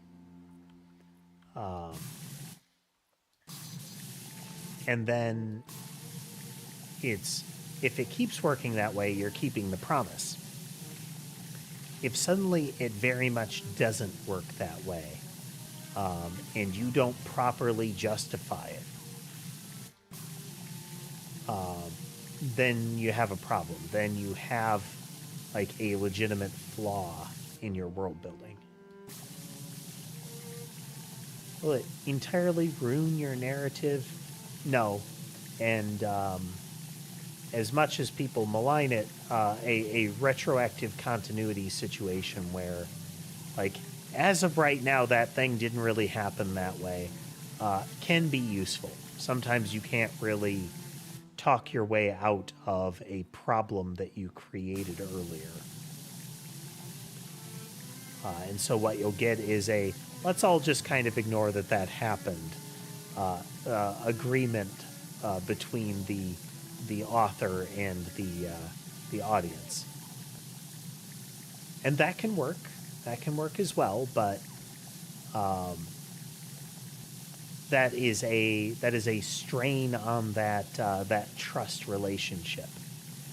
Is okay, you know, you got away with it this time, kind of thing.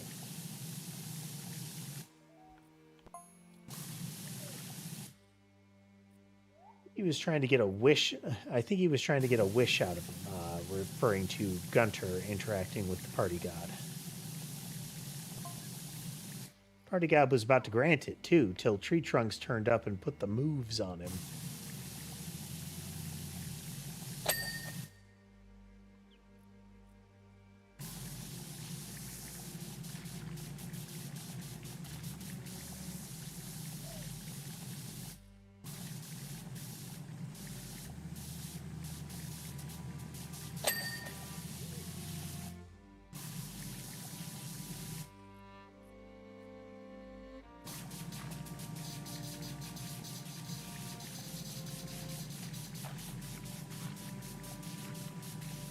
Kind of at the edge of what the little swing seat can reach at the moment.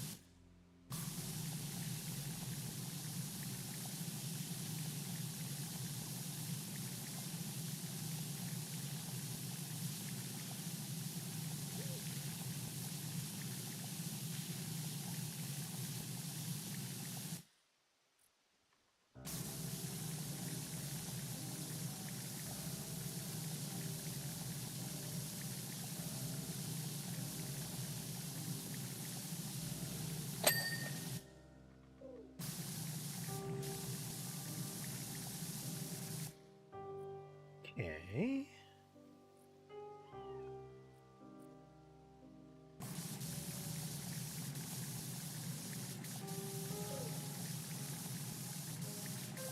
At the angles we've got.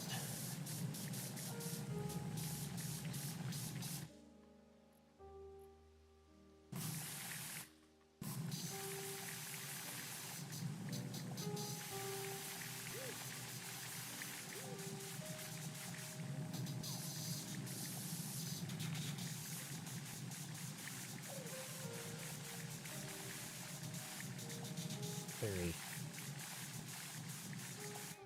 Only a very fine range on that one.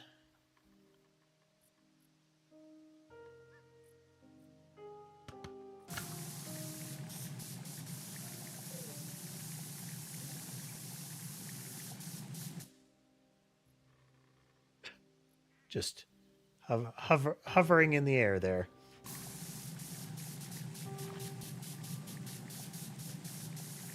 Hello, Ember.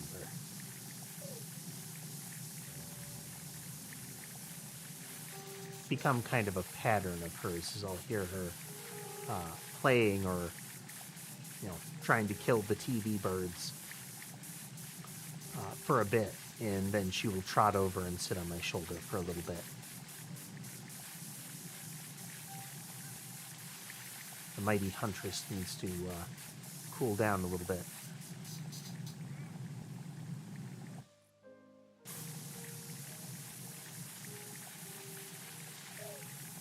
Yeah, I know.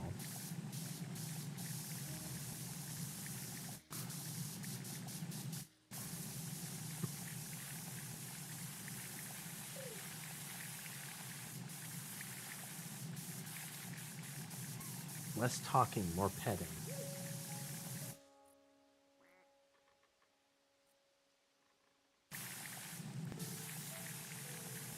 Switch petting hand, move game slightly.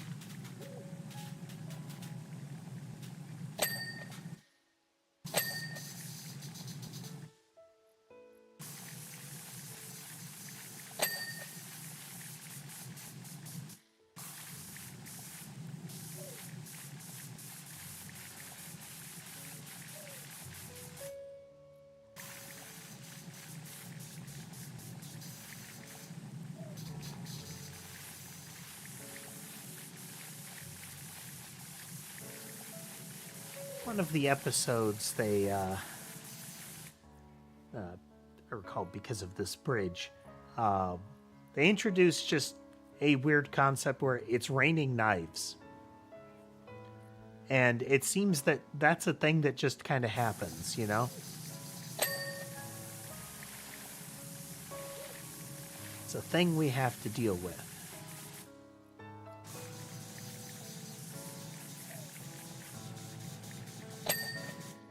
And I think that can be a fun element of world building as well, you don't want to overdo it. Because past a point, it's that it feels like you're just layering on trying to be unique. But because an Owl House had that, the Boiling Isles were named relatively aptly because the ocean and the rain are scalding. Like it is effectively lethal to submerge yourself in the ocean or to go out in the rain.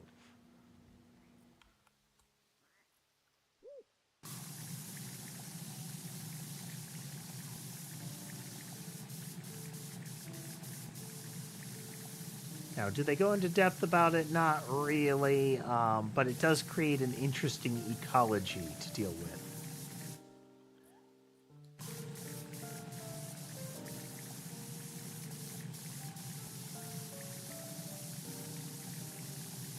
Because now it's anything that can't take cover in that world needs to be real resilient.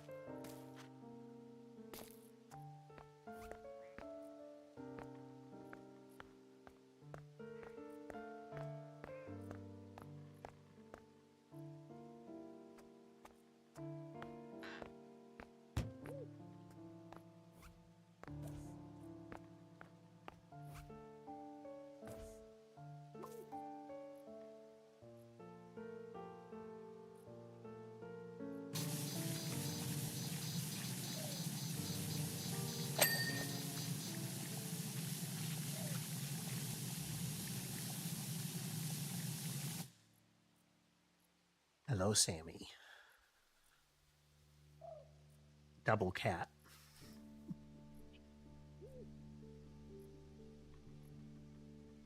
Our goal tonight then is to finish this map. I don't know how much that will leave us with after this, as far as the game is, this content is concerned. But you know, worst case, we have another stream that will include some of the base game content to wrap it up.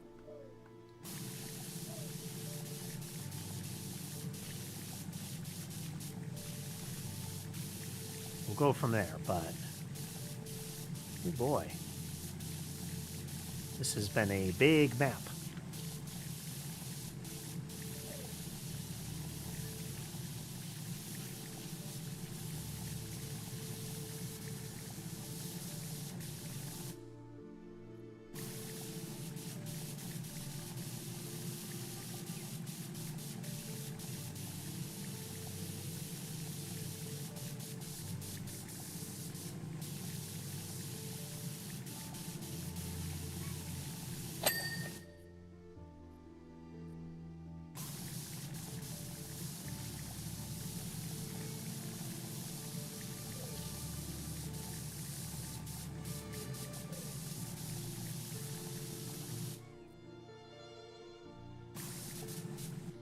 No, you don't touch the cables, Sammy.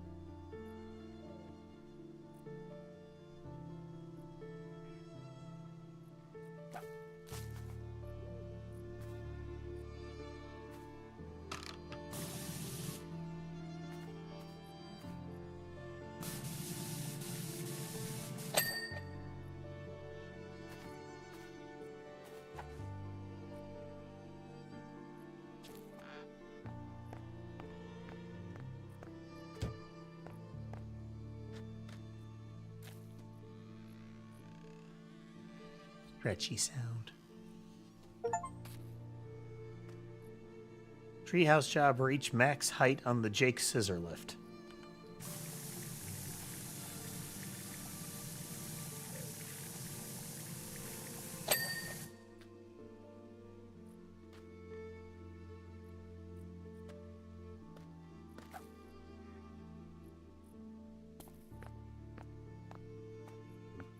Holding still in a precise fashion so that, oh no,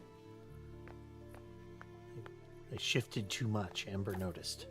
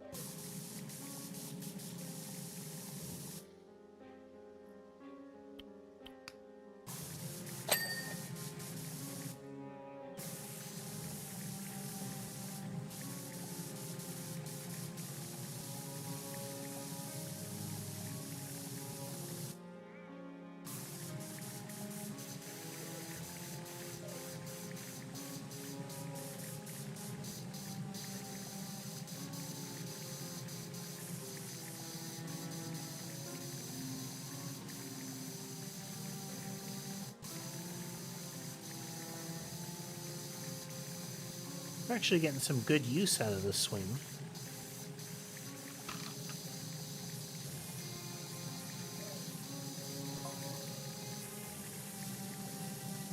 Boys, you know how rude it is to tattle.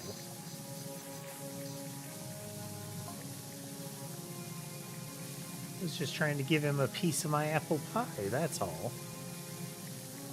Innuendo.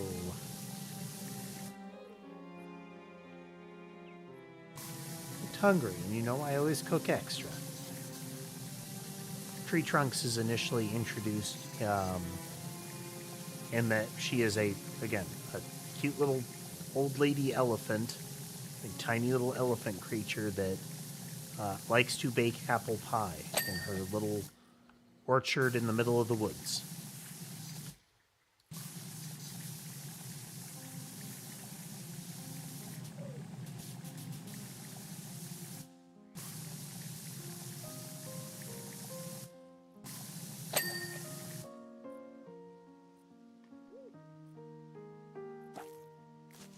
Oop.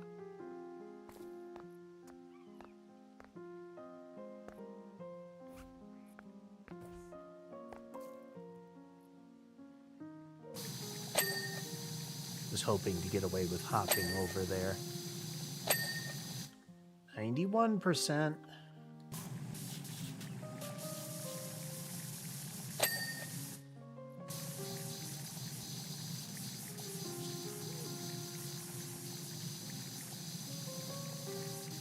Number go up.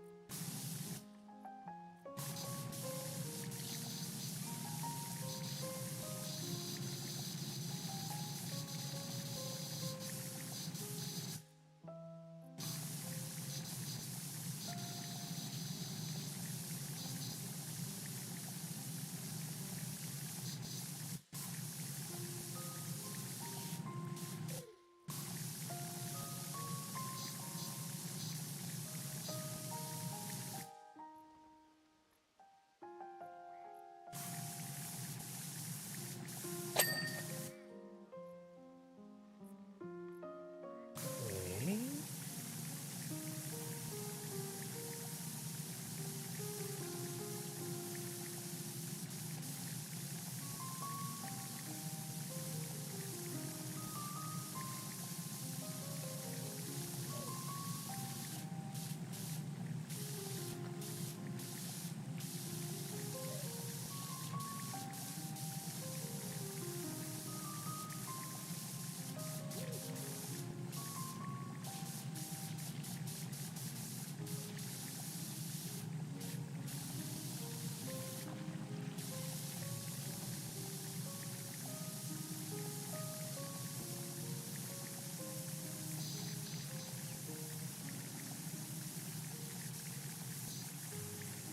Easy enough to spot when I'm using the auto fire. since rotating your field of view is move the nozzle to the edge.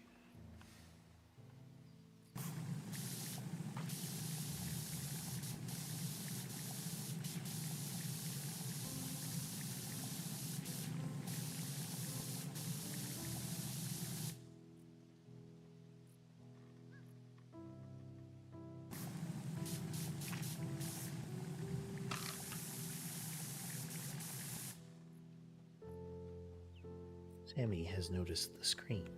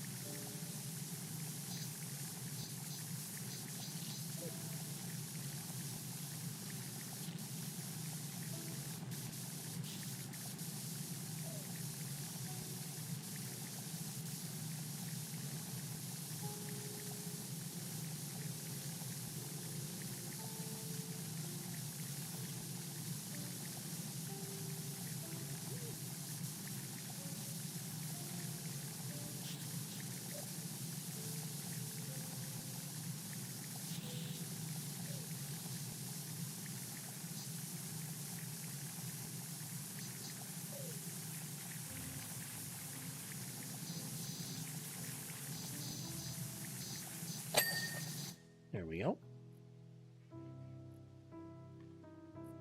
It's hello, Sammy. Yeah.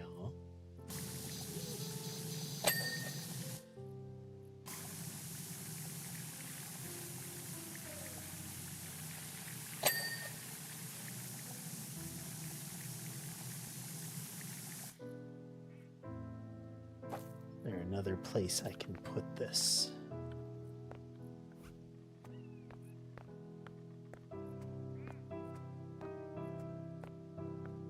Not for that purpose.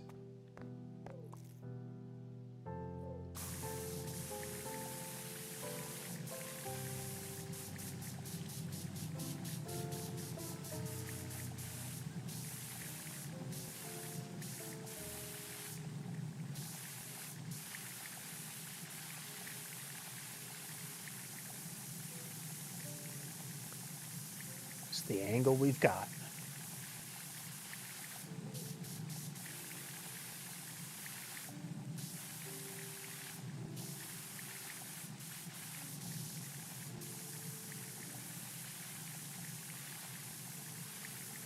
Limited mobility because now I have Sammy on my left shoulder, which is far more disruptive than Ember on my right.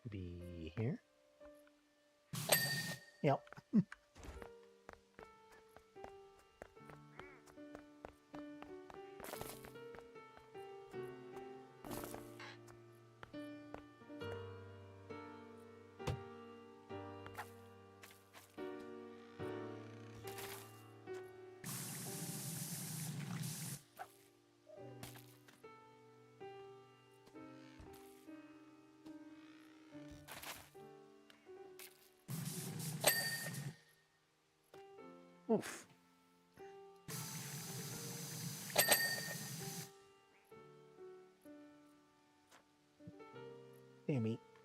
Tammy. Hey.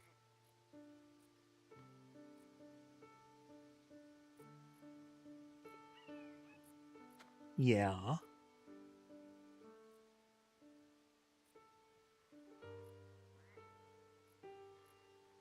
Yeah.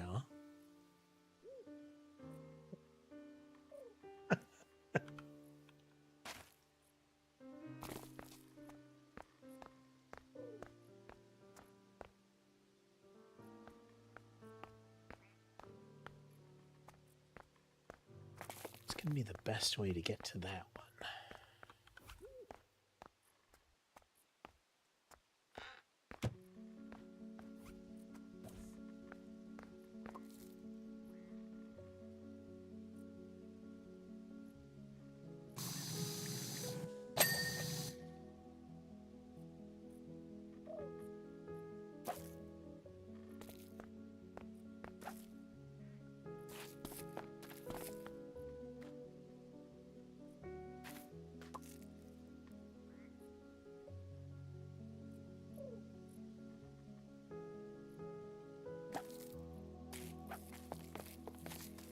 Being very clingy, ma'am.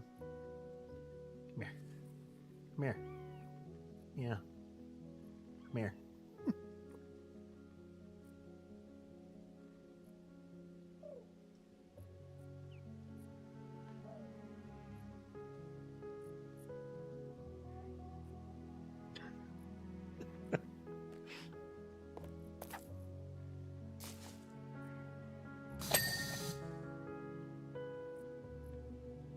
East Branch and the Mystery Tower.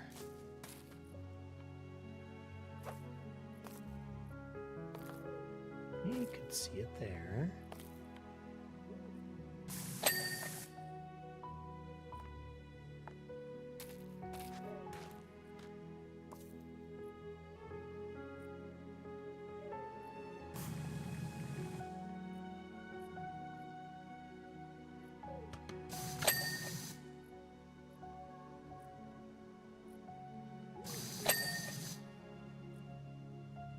Tower Leaves and Branch.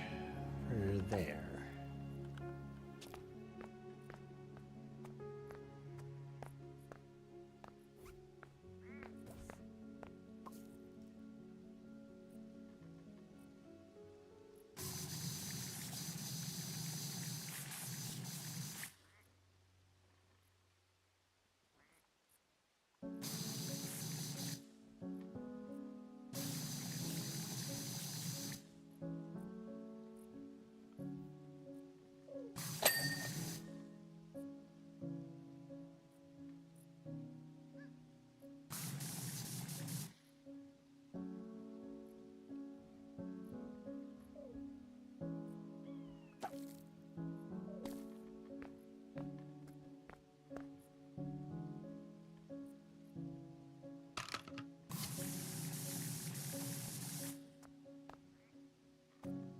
Oh, well.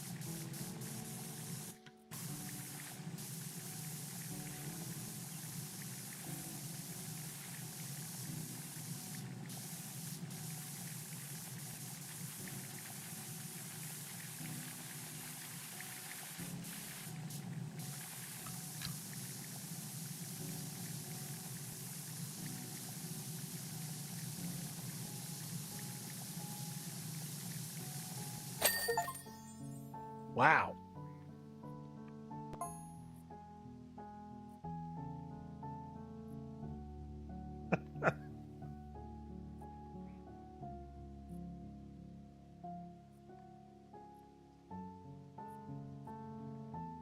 That one is involved. Congratulations, Finn and Jake have finally given me their blessing to grant you my royal seal of approval. Let's get you back to the Candy Kingdom. There's a highly toxic experiment that I've been wanting to conduct for some time now, and it will get messy.